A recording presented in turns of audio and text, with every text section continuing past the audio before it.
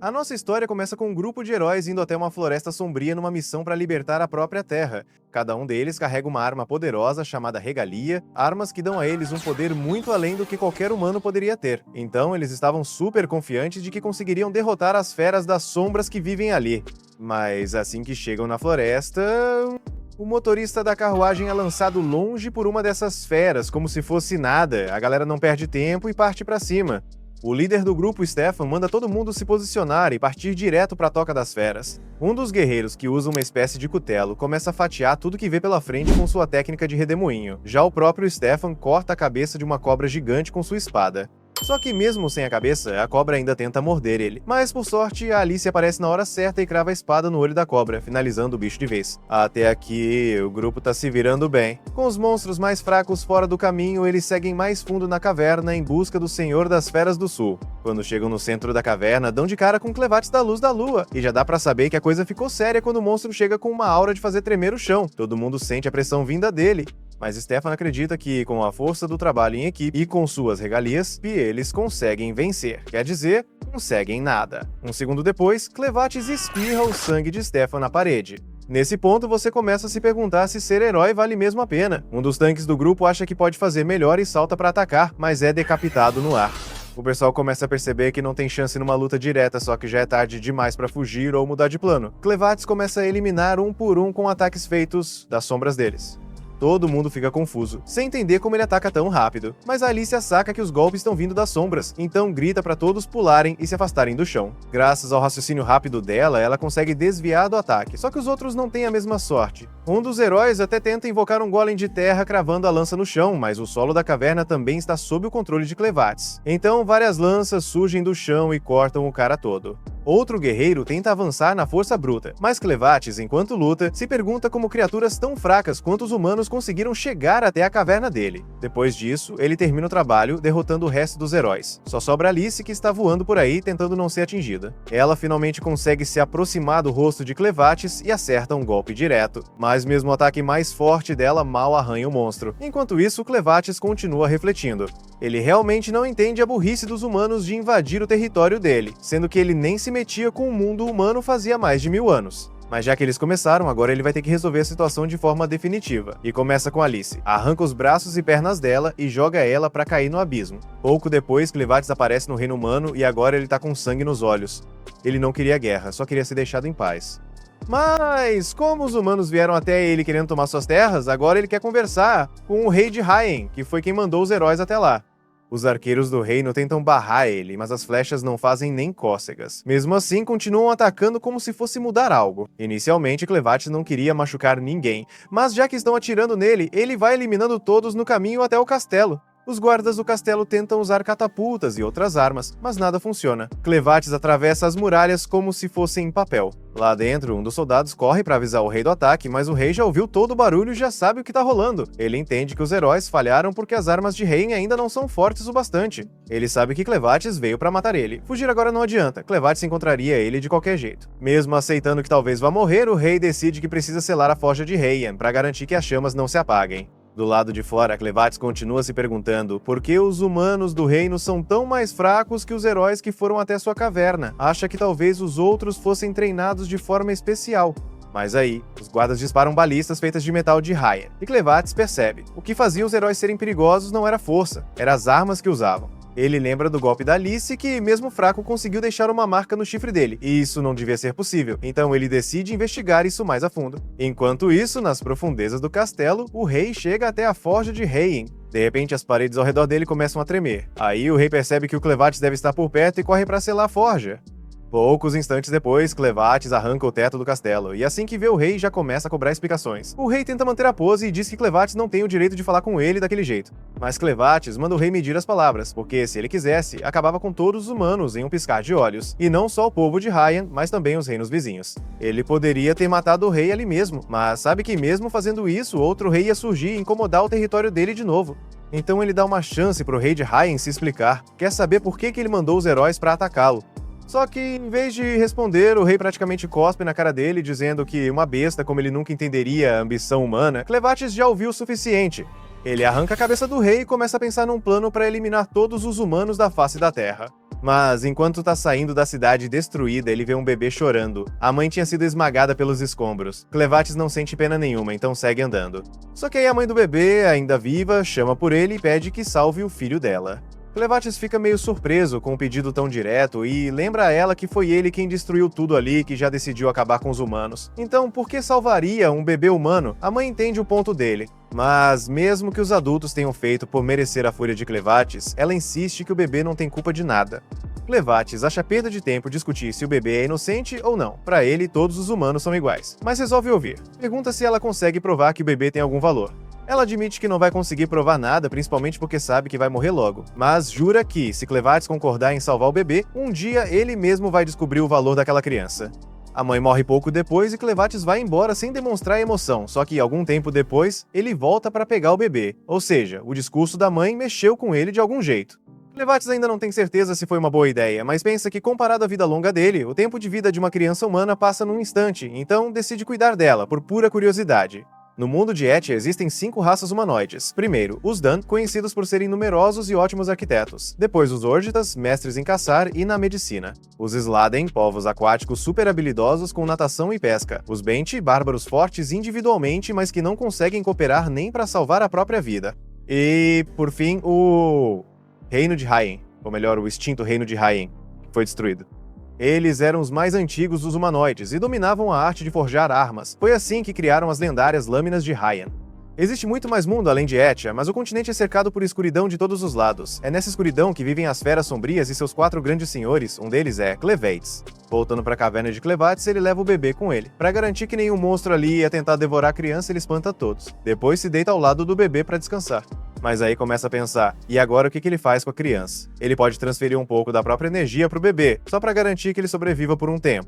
Mas tem um problema, o bebê tá todo sujo de cocô. E Clevates não queria lidar com esse tipo de coisa, então pega a criança e joga num poço cheio de aranha sem pensar 2 vezes. O bebê começa a chorar na hora, e quem não choraria, né, tá cercado de aranhas, mas Clevates garante que ele tá seguro. As aranhas ali só comem cocô, então jogou o bebê lá pra dar uma limpadinha.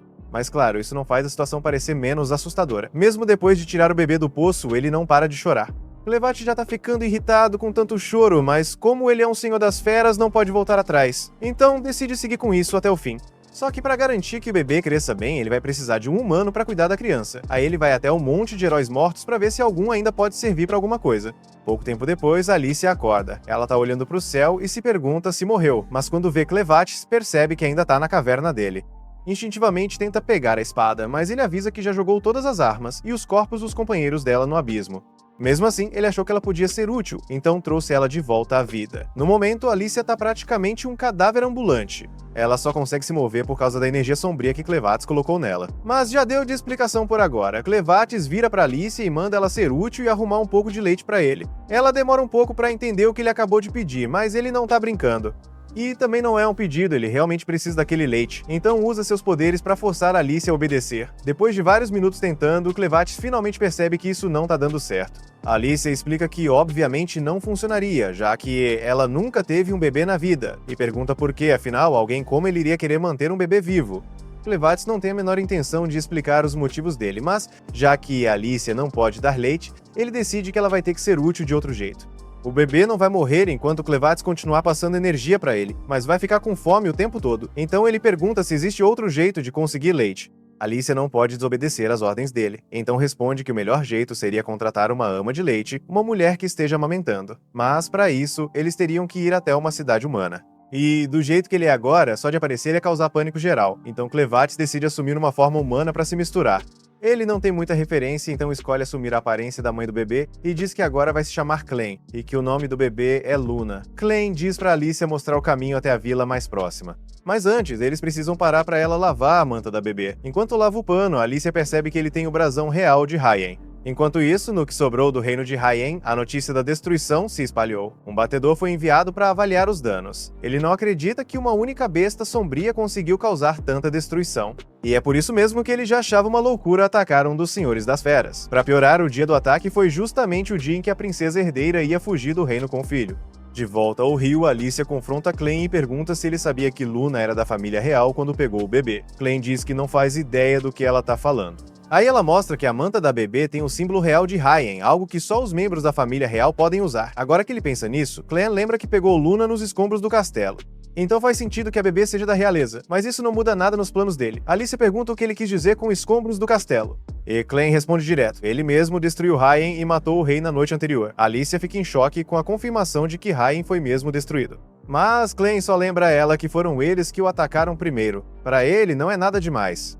Mas Alicia insiste que é sim, porque se Clem destruiu mesmo o reino e Luna é a última da família real, então um monte de gente vai começar a caçar os dois. Clem pergunta por quê. Alice explica que só os membros da família real de Hyen sabem usar as técnicas especiais de forja que criaram as armas lendárias do reino. Só que, assim que fala isso, ela percebe que falou demais. Clem nem tinha pensado muito no que queria fazer com Luna até agora, mas se a bebê é tão importante assim, ele até cogita torná-la a nova rainha dos humanos. Assim, ele poderia controlar tudo por trás das cortinas e acabar com os humanos de vez se eles se metessem onde não devem. Mas por enquanto ainda precisam resolver o problema do leite. Então ele manda Alicia continuar andando. Alicia ainda não entende por que Clem se importa tanto com Luna, mas ela tem certeza de uma coisa: se alguma coisa acontecer com a bebê, Clem provavelmente vai acabar com todos os humanos do continente. Por isso, ela sente que precisa proteger Luna a qualquer custo. Bem, na hora que a Clem se distrai, um bandido aparece por trás e acerta ela antes que consiga reagir, fazendo com que ela desmaie na hora. Algumas horas depois, a Alice recobra a consciência e percebe que está acorrentada dentro de uma carroça em movimento.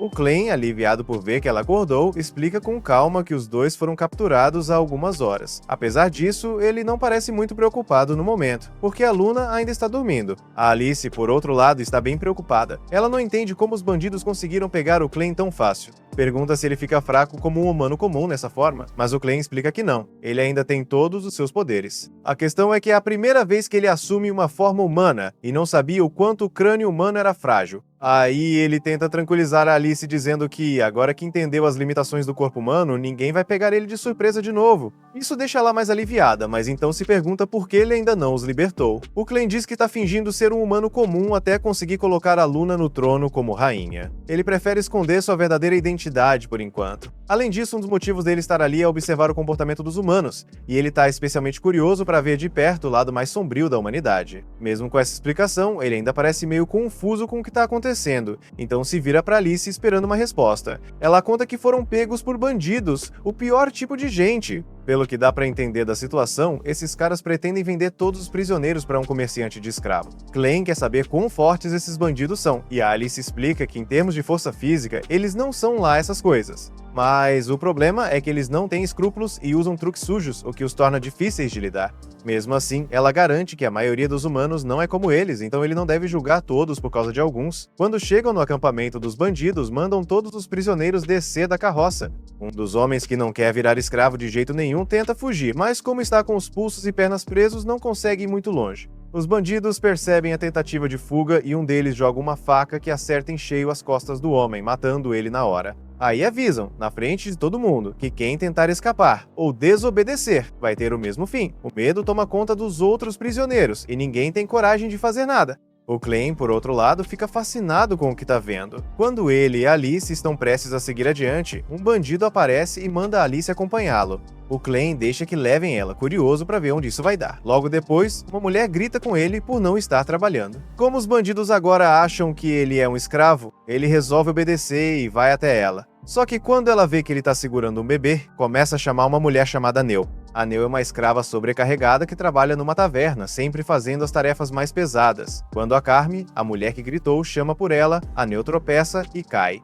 A Carme briga com ela por ter deixado os lençóis caírem no chão, e a Neu se desculpa rapidamente. Mesmo assim, a Carme manda que ela cuide do bebê. E no instante em que a Neu vê a Luna, ela abre um sorriso enorme porque adora bebês. Enquanto isso, a Alice é levada para a sala do chefe dos bandidos, o Vró. Mas ele já começa brigando com os outros por não o chamarem de chefe. Os outros acham que ele tá brincando, mas o Vroco insiste que tá falando sério. Diz que, se não o reconhecerem como líder, ele vai soltar a mascote dele. Aí, a Alice fica em choque ao descobrir que o Vroco tem um troll, uma criatura sombria super perigosa do oeste, e mais impressionada ainda por saber que ele conseguiu domesticar o bicho como se fosse um animal de estimação. Nesse momento, o Vroco mostra a bolsa de cristais que a Alice tinha quando foi capturada. Ele diz que aqueles cristais só existem na Montanha Luna, uma região dominada pelo Clevates, um dos 4 grandes senhores das bestas sombrias. Isso significa que não tem como uma pessoa comum ter conseguido aqueles cristais ou até mesmo ter chegado perto daquele lugar. Vroco comenta que o reino de Raiden tinha mandado um grupo de heróis para lutar contra Clevates, mas pelos relatos, todos foram derrotados. Ele também lembra que entre eles tinha uma mulher parecida com Alicia, e fala de como o Clevates destruiu Raiden depois da derrota dos heróis, causando uma tragédia enorme para o povo de lá. Porém, para o grupo de bandidos Ravens, essa virada nos acontecimentos foi a melhor coisa que podia ter acontecido. Aí o Vroco puxa uma espada vermelha, deixando a Alicia chocada. Ela não acredita que alguém como ele esteja usando uma espada feita de managidrita. Ele se gaba dizendo que esse metal raro dá um poder enorme para quem empunha uma espada feita com ele. Mas logo admite que, na verdade, nunca sentiu esse poder, porque a espada que ele tem é falsa. Vroco explica que só membros da família real conseguem forjar espadas mágicas de verdade. E conta que o grupo dele sobrevive basicamente de 2 negócios: tráfico de escravos e falsificação de espadas mágicas. Diz que a maioria das pessoas nem consegue notar a diferença entre uma verdadeira e uma falsa. Ele também comenta sobre os boatos de que toda a família real foi destruída por Clevates, e se isso for verdade, o valor das espadas mágicas legítimas vai subir muito. Ele afirma que as 13 espadas reais feitas pelo próprio rei, antes de morrer, valeriam uma fortuna. Embora muita gente ache que elas foram perdidas durante a batalha contra Clevates, Vroco está certo de que agora que tem Alicia em mãos, vai conseguir localizar essas espadas e vendê-las por muito dinheiro. Ordena que obriguem ela a guiar o grupo pela montanha em busca dessas relíquias. E depois disso, diz que podem fazer o que quiserem com ela. Enquanto isso, Clem continua trabalhando como serviçal na taverna. A Neu tá ocupada dando comida pra Luna, então ele aproveita para ficar quieto e evitar confusão, até que um dos bandidos aparece gritando com a Neu, mandando ela trazer mais cerveja. Ela deixa a Luna de lado e vai atender. Mesmo obedecendo, o bandido dá um chute nas costas dela. Em seguida, outro bandido manda o Clem buscar carne. Ele obedece na hora, serve a carne e não fala nada. Os bandidos ficam impressionados com o quanto ele é obediente, achando que vai ser um ótimo escravo. Mas a Carme continua desconfiada. Tem algo nele que incomoda. O chifre na cabeça dele faz ela pensar que ele pode ter sangue de Ordit, mas a pele dele é muito clara para isso. E o jeito como ele olha não parece com o de uma pessoa comum. Enquanto isso, a Neu volta com a cerveja, quietinha, mas um dos bandidos faz ela tropeçar de propósito. Ela se desequilibra e derrama tudo no chão.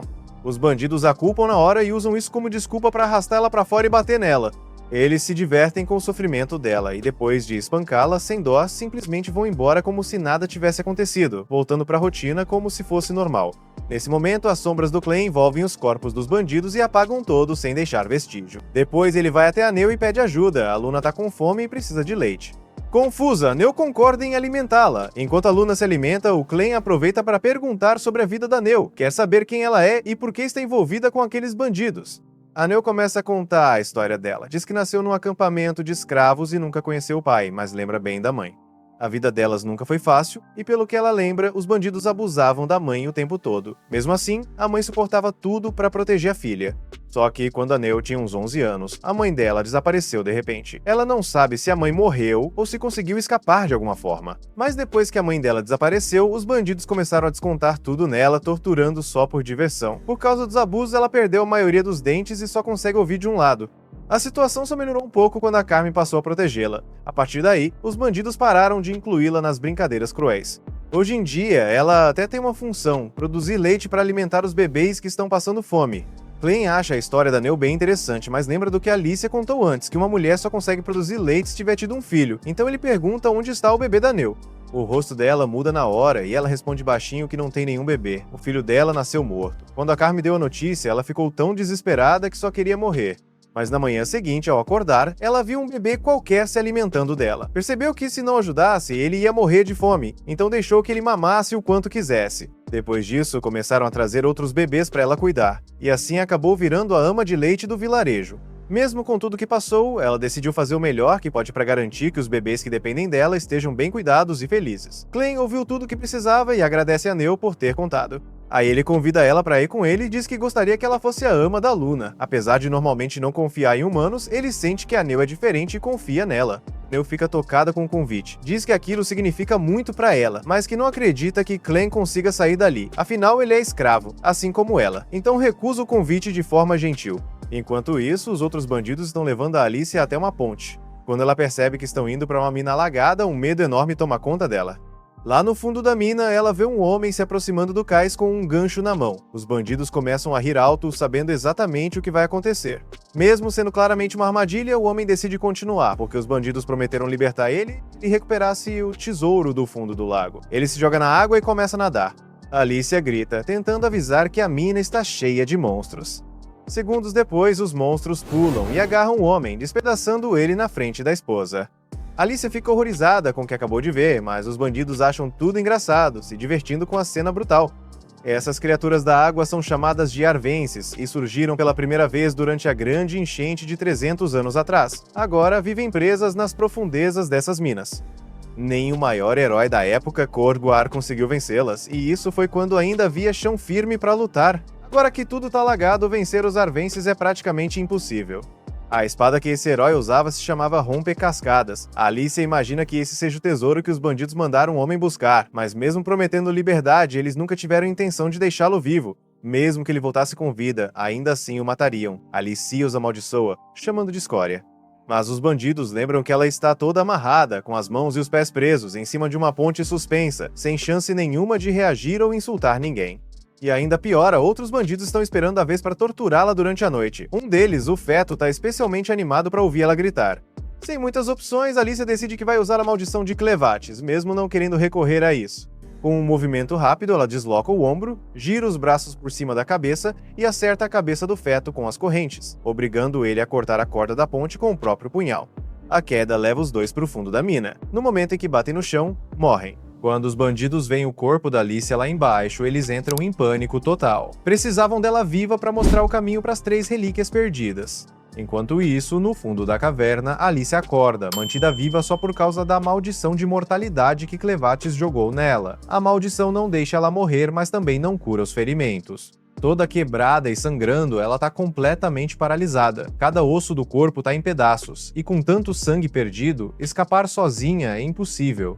Pior ainda, se os bandidos descobrirem que ela tá viva, o perigo só aumenta. Ela tenta se mexer, mas o sangue que sai do corpo começa a flutuar no ar. E de repente, Clevates aparece na frente dela. Alice fica chocada de ver ele tão pequeno, mas ele explica que tá usando a magia do sangue dela para se manifestar. Esse mesmo sangue mágico é o que mantém o corpo imortal dela vivo.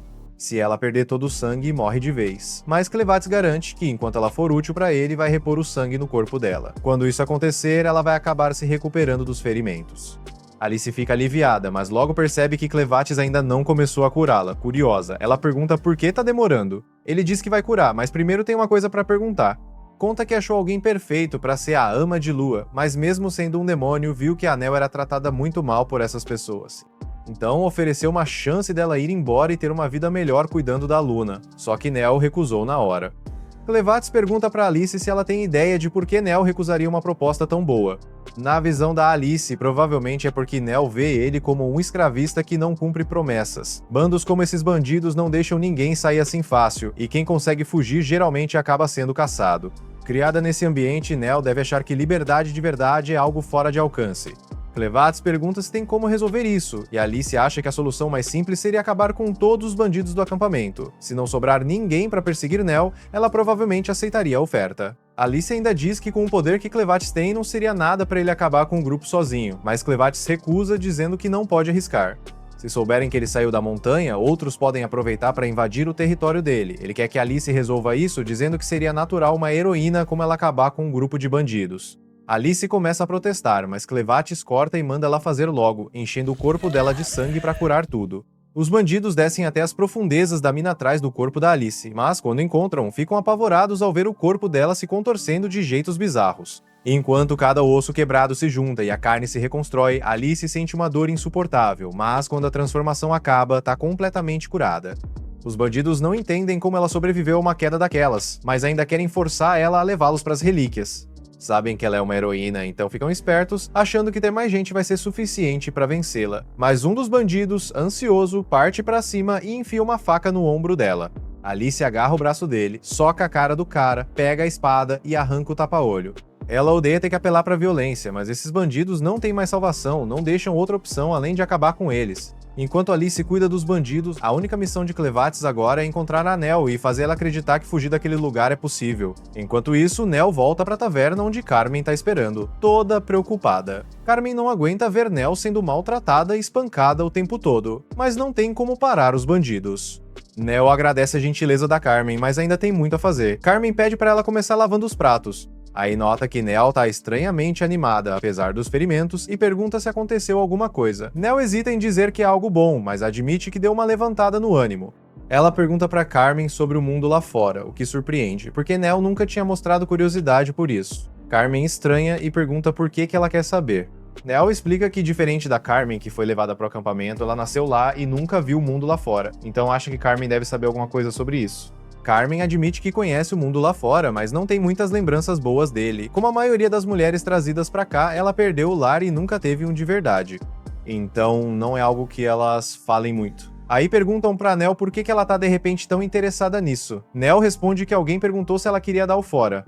Carmen dá um tapa forte nela por ousar falar uma coisa dessas, ainda mais com os bandidos por aí. Os bandidos veem elas como escravas descartáveis, úteis só até deixarem de ser. Por isso, as mulheres sempre precisaram se unir e se proteger. Se Nell quer sobreviver aqui, não pode ficar falando esse tipo de coisa. Nesse momento, Vroco entra. Tendo ouvido tudo, Carmen fica super nervosa, sem saber o que ele poderia fazer. Ela pergunta por que ele tá ali, já que quase nunca aparece na taverna. Mas Vroco só diz que ouviu falar de um bebê e quis ver com os próprios olhos. Carmen vira pra Nell e pede pra ela contar pro Vroco onde tá o bebê. Nell diz que a última vez que viu Luna foi nos estábulos. Vroco fala que vai checar sozinho, mas antes de sair, manda Nell ir com ele. O tom de voz dele deixa claro pra Carmen que isso não é boa coisa. Ela tenta interferir, mas não tem nenhum poder ali, então não pode fazer nada. Enquanto isso, Nell não faz ideia do que tá vindo. Depois que Vroco leva Nell, Carmen bate na mesa, furiosa, porque Nell era a única que cuidava dos bebês. Mas Vroco claramente não tá nem aí pra isso. Carmen tenta se convencer de que não havia nada que ela pudesse fazer e que Nell procurou isso ao falar de fugir na frente do Vroco, mas no fundo se sente péssima pelo que vai acontecer com ela. Nesse momento, Clem aparece com Luna no colo, surpreendendo Carmen porque ela não ouviu ele entrar. Ela acha que ele só veio para alimentar Luna. Com o coração pesado, conta que Nell foi embora e provavelmente não volta. Carmen não gosta, mas é assim que as coisas funcionam ali. Clem não entende o que ela quer dizer, então exige uma explicação. Basta um olhar nos olhos de Clem pra Carmen ver que ele tá muito sério sobre garantir que Nell fique bem. Enquanto isso, Vroco leva Nell por uma escadaria velha e escura. Apesar de ter vivido a vida toda nesse acampamento, ela nunca tinha visto esse lugar. Vroco explica que ali era parte de uma mina enorme de minerais mágicos, e que esses minerais têm um monte de usos. Por exemplo, a lamparina que ele está segurando funciona misturando minerais mágicos triturados com óleo de inseto para criar uma chama. Aí ele conta que antes de virar bandido, passou muito tempo estudando como usar esses minerais, especialmente como eles reagem quando misturados com diferentes líquidos para criar efeitos únicos. De repente, Nell tropeça num crânio no chão e pensa que isso não tá cheirando nada bem. Vroco apaga a luz e Nell entra em pânico porque tá tudo escuro, ela não vê nada. Implora pra Vroco acender a luz de novo, e ele acende, mas quando Nell consegue enxergar, fica horrorizada ao ver o monstro de estimação do Vroco bem atrás dela. Uma parte importante das pesquisas do Vroco era criar misturas especiais para controlar demônios, como a mascote dele, Beth. Essa habilidade foi o que deixou ele tomar o controle do acampamento, mas como líder, ele não pode mostrar compaixão com alguém como Nell depois que ela falou abertamente de fugir. Por isso, decidiu que Beth vai executá-la. Quando Nell entende o que tá rolando, entra em desespero. Tenta fugir correndo, mas Vroco ordena rapidinho que Beth coma ela. Beth vai atrás na hora, enquanto Nell tropeça tentando escapar. A mente dela volta para a oferta do Clem e ela se arrepende profundamente de não ter aceitado, pensando se tudo poderia ter sido diferente. Aí ela vê Clem no outro lado do túnel, segurando Luna. O último pensamento que passa pela cabeça dela é o quanto sente por não poder mais cuidar de Luna. Nesse instante, Beth engole Nell inteira e ela se vai. Luna tá chorando com a cena horrível, mas Clem fala calmamente que é assim que o mundo funciona. Monstros precisam se alimentar, e não dá pra culpar eles por seguirem a natureza. Se tem alguém pra culpar, é ele mesmo por não ter chegado a tempo de salvar Nell. Clem tá frustrado por perder alguém tão valiosa quanto ela, mas agora não tem mais o que fazer. Então, Clem vira atenção pro Vroco, intrigado por um troll orgulhoso do bosque ocidental se curvar pra alguém como ele. Vroco, por sua vez, acha que Clem deve estar completamente louco por ficar jogando ofensas num momento desses, ele não faz ideia de como Clem conseguiu aparecer ali. Mas no final, Vroco acha que isso não importa mesmo. Manda Beth comer Clem também, mas pra surpresa dele, ela não se mexe. Confuso, ele olha pra entender o que tá rolando e fica chocado ao ver que Beth tá morrendo de medo. Nunca viu ela tão apavorada antes. E o mais estranho é que ela nem se atreve a chegar perto de Clem, tá tão assustada que, por reflexo, vomita Nell. Só que Nell tá toda encharcada de ácido estomacal, perdeu um braço e uma perna, e tá em péssimas condições. Mesmo mutilada, ainda tá viva. Aí Clem usa suas habilidades pra neutralizar o ácido. Depois coloca Luna com cuidado do lado de Nell pra dar um conforto nos últimos momentos dela. Aí Clem usa uma das sombras dele pra levar Luna e Nell embora enquanto Vroco não tá olhando. Quando Vroco olha de novo pra Clem, fica louco ao ver que as duas sumiram. Acha que Clem usou algum tipo de magia, mas Clem nem sabe o que é magia. Vroco tá convencido que Clem só finge não entender, porque magia é a única explicação pra tudo que ele fez. Resumindo, magia é usar pedras mágicas e certos ingredientes pra criar efeitos sobrenaturais. Por exemplo, a droga que Vroco guarda no casaco foi feita com arcanaita, umas ervas e larvas de uma mosca parasita. Basicamente deixa qualquer um que não seja ele um completo idiota. Depois de usar essa substância na Beth, ela ficou totalmente obediente. Vroco joga a droga no fogo, soltando uma nuvem de vapor vermelho. Quando Beth inala, perde o controle, fica num frenesi de raiva e se joga contra Clem.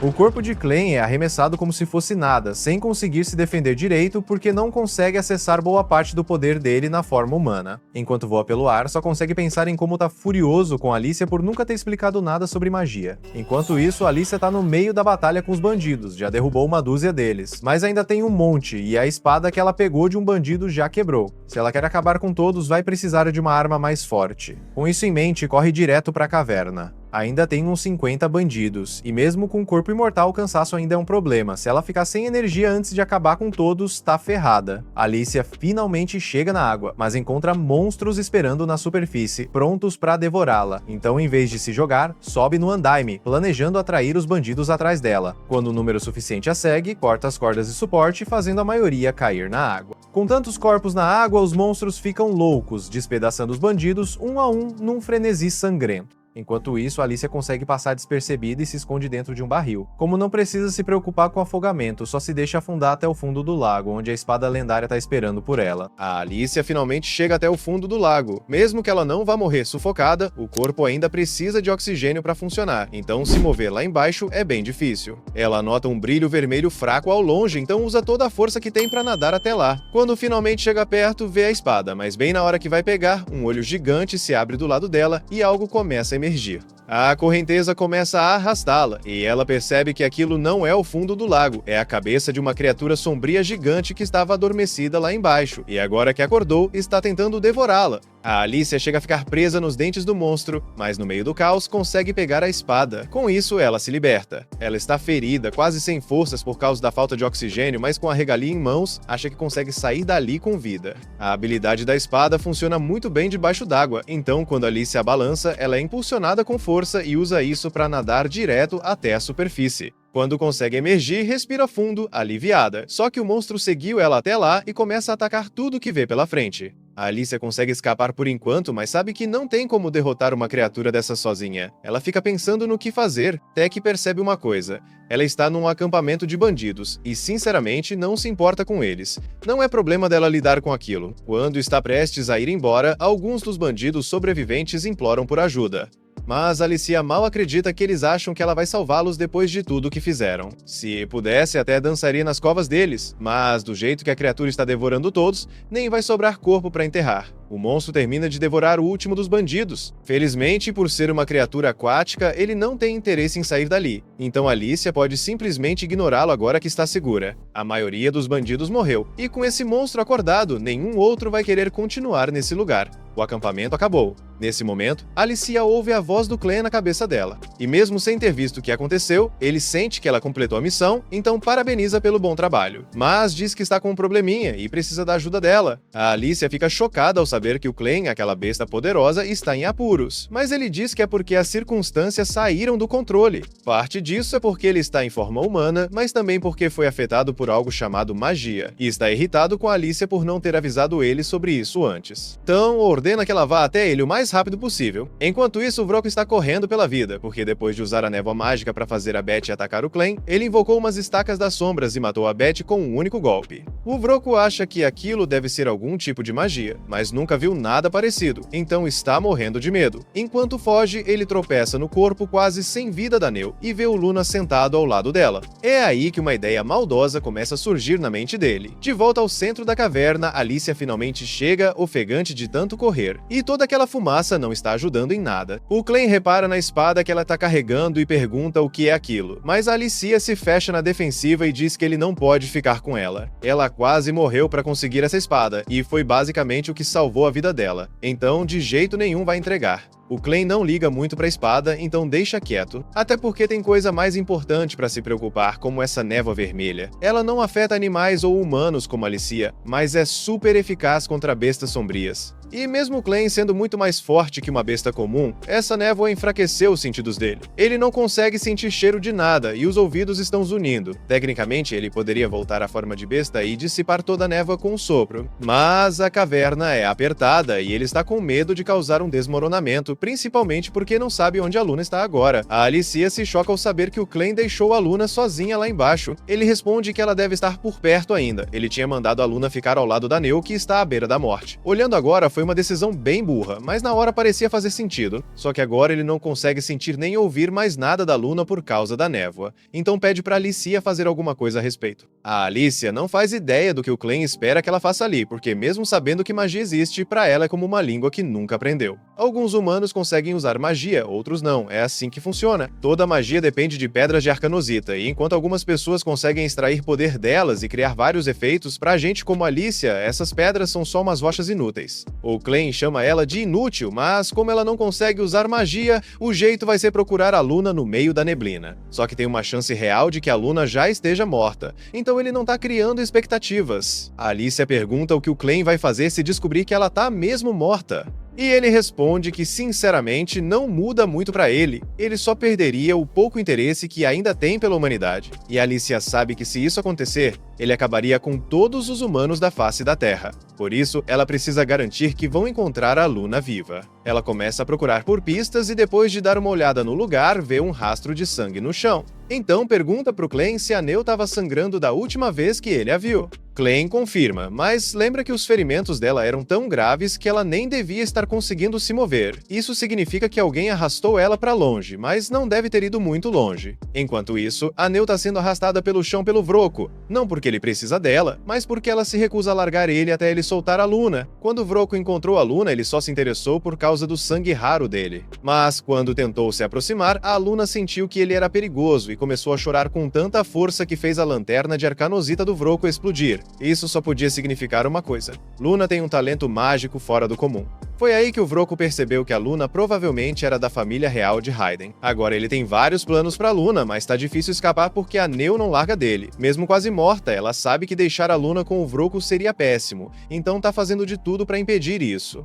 O Vroco já tá perdendo a paciência e tira uma faca, pronto pra cortar os pulsos da Neu e se soltar. Mas bem nessa hora, a Alice aparece e manda ele parar. O Vroco fica surpreso de ver ela ali, já que tinha mandado os outros bandidos prenderem ela. Mas esses caras já viraram comida dos monstros do lago. O clã vê a Neu no chão e entende que ela usou cada gota de força que tinha pra impedir o Vroco de fugir, então ele reconhece que tá devendo uma pra ela. O Vroco percebe que as chances de vencer numa luta contra os dois são bem pequenas, então ameaça cortar os dedos da Luna se eles se aproximarem. Isso faz a Alicia parar, mas o clã não entende o motivo, já que mesmo que o Vroco cortasse os dedos dela, ele podia curar com magia depois. Mas a Alicia sabe muito bem como o processo de cura dói, e não quer que a Luna passe por isso. Por isso, pede pro clã deixar ela resolver. Ela se aproxima e propõe um acordo, mostra a espada que tá segurando, e quando o Vroco vê o brasão no cabo, reconhece que é a regalha perdida no lago. A Alicia joga a espada na parede atrás do Vroco e diz que ele pode ficar com ela, contanto que solte a Luna sem machucá-la. Mas, sinceramente, talvez tivesse sido melhor jogar jogar a espada direto na cabeça dele e acabar com tudo ali mesmo. A Alicia fala que ele vai precisar das duas mãos para arrancar a espada da parede, e que se ele soltar a Luna em segurança, ela não vai tentar impedi-lo de fugir. O Vroco pensa por um instante, depois começa a rir. Diz que um verdadeiro herói nunca entregaria a regalia tão fácil assim, então isso só confirma que a Luna é mesmo da família real. E se for assim, uma regalia não é suficiente, ele quer saber onde estão todas as 13 regalias perdidas. A Alicia hesita, porque seria um desastre se o Vroco conseguisse todas elas. Mas o Clegane diz para ela contar logo, porque a Luna é mais importante que qualquer espada. Então a Alicia cede e conta que todas estão no fundo de um desfiladeiro perto da caverna de Cleves. Mas avisa que ele não vai conseguir chegar lá tão fácil. O Vroco ri e diz que ela tá enganada. Mesmo sem saber lutar, ele ainda tem magia do lado dele. Aí ele tira um frasco de pó e joga no próprio corpo. Diz que esse pó permite usar magia de invisibilidade. Normalmente ele só ficaria meio transparente, mas com o talento mágico da Luna, se ela começar a chorar de novo, ele consegue ficar completamente invisível. E é exatamente o que acontece. A Alicia e o Clegane não conseguem mais ver ele. O Vroco acha que agora pode simplesmente ir embora sem que percebam, mas ele esqueceu de considerar que a Luna ainda estava chorando nos braços dele. Então, assim que a Alicia localiza a posição dele pelo som, ela aparece na frente do Vroco e o corta ao meio. O Clegane pega a Luna e tira o pó de invisibilidade dele. Com isso, basicamente já resolveram tudo por ali, mas a Neu ainda está em estado crítico. Ela mal está respirando, e foi graças ao esforço dela que conseguiram capturar o Vroco antes que ele fugisse com a Luna. Alicia então pergunta ao Clegane se ele pode salvá-la, mas ele sinceramente não sabe se vale a pena, já que teria que usar o Icard negro para curá-la. Só que ele já está usando esse Icard para manter a Alicia viva. Além disso, a Neu perdeu muitas partes do corpo e ele teria que reconstruir grande parte dos tecidos e ossos dela do zero. Vai dar bastante trabalho, mas a Neu usou tudo que tinha para proteger a Luna até o fim. Por isso, a Alicia implora pro Clegane salvar ela. Ele acaba aceitando, mas avisa que vai precisar matar a Alicia por alguns instantes para poder usar o Icard negro na Neu. Alicia diz que tudo bem, mas que morrer ainda dói pra caramba. Algumas horas depois, o Clegane finalmente termina de reconstruir o corpo da Neu. E ele fez um trabalho incrível, porque agora ela nem tá mais feia. Ele até corrigiu todos os danos que ela tinha sofrido por causa dos bandidos. Neu fica confusa, mas agradece ao Clegane, já que foi ele quem salvou a vida dela. Só que o Clegane diz que se ela quer agradecer a alguém, deveria agradecer a Alicia, porque foi ela quem o convenceu a reconstruir o corpo da Neu por ela. E agora que a Neu tá viva de novo, o Clegane faz a mesma proposta de antes, que ela vá com ele e se torne a ama de leite da Luna. Dessa vez, a Neu aceita com alegria. Agora, o grupo tinha uma nova aliada e reconstruída para a jornada. Na manhã seguinte, Clegane confisca a espada da Alicia, e ela fica arrasada, mas ele explica que andar com ela mostra chamaria atenção demais. Então ele vai guardar a espada na própria sombra até que ela seja necessária. Enquanto isso, Neu termina de empacotar várias coisas dos bandidos para que possam continuar a viagem, inclusive. Ela encontrou algumas roupas legais para o Luna vestir. Alicia pergunta se Neu está mesmo carregando toda aquela bagagem sozinha, já que parece muito pesada, mas Neu diz que na verdade está leve. Pensando bem, a Alicia se lembra que Neu perdeu boa parte do corpo quando quase morreu no dia anterior, então Clegane provavelmente substituiu aquelas partes por algo que a deixou mais forte, embora ela não tenha ideia do que exatamente ele fez. Neu se aproxima de Alicia e se oferece para carregar a espada por ela, já que quer ajudar, mas Alicia responde que não está mais com sua espada. Então Neu comenta que ouviu falar que Vroco guardava várias espadas legais na gaveta da mesa dele. Alicia se anima na hora e implora para Clegane deixá-la pegar ao menos uma espada comum. Clegane sabe que Alicia é praticamente inútil em combate sem uma espada, então permite. Ela corre até o escritório de Vrô e começa a vasculhar a mesa. Com Vroco e o resto dos bandidos mortos, todos os escravos já tinham fugido. Então, o lugar está bem vazio agora. Clegane pergunta a Neu se ela vai sentir falta do lugar, mas ela diz que só teve experiências ruins ali e está feliz por ir embora. Se pudesse, gostaria de ter se despedido de Carme antes de partir. Ao ouvir isso, Clegane percebe que talvez tenha cometido um erro antes. No entanto, antes que consiga dizer qualquer coisa, é subitamente atacado por cima. Enquanto isso, Alicia arromba a porta do escritório de Vrô e começa a procurar a mesa. Lá, ela encontra algum dinheiro, uma armadura de couro e uma espada razoável. Ela fica satisfeita e se prepara para voltar até Clegane. Mas de repente, Clegane é lançado pela parede e cai em cima da mesa. Ele comenta que ainda não se acostumou com o quanto esse corpo humano é frágil e vive sendo jogado pelos ares. Antes que possa explicar o que aconteceu, Gart entra pelo buraco na parede, e só de olhar, Alicia percebe que ele é forte. Ela saca a espada para lutar, mas Gart avança com um chute tão forte que a pressão do ar corta o rosto dela. Ele fica impressionado com a rapidez com que Alicia conseguiu desviar, mas acha que ela não vai aguentar muito tempo. Então começa a atacá-la com chute atrás de chute, até que ela perde o equilíbrio. Gart recua e solta uma rajada de vento, jogando Alicia para fora, direto pelo telhado. Alicia cai no chão, mas consegue ficar de pé, e isso impressiona Gart de novo. Ele então propõe um acordo. Diz que só está interessado no Clem, então se ela largar a espada e for embora, ele não vai mais lutar com ela. Mas Alicia não acredita em nenhuma palavra dele, achando que ele deve ser um dos bandidos sobreviventes. Ela queria muito estar com a espada Stream Splitter agora, mas como não está, vai ter que usar uma das técnicas que aprendeu com Raiden. Ela esvazia a mente de pensamentos inúteis. Agora tudo o que importa é enfrentar Gart e seus movimentos ficam bem mais precisos. Alicia avança com um ataque rápido que pega Gart de surpresa. Mas no instante em que a espada está prestes a acertá-lo, Clem grita para ela parar. O corpo dela obedece instintivamente, mas ela ainda está tomada pela raiva. Então Clem precisa fazer ela voltar ao normal com um golpe que a desperta.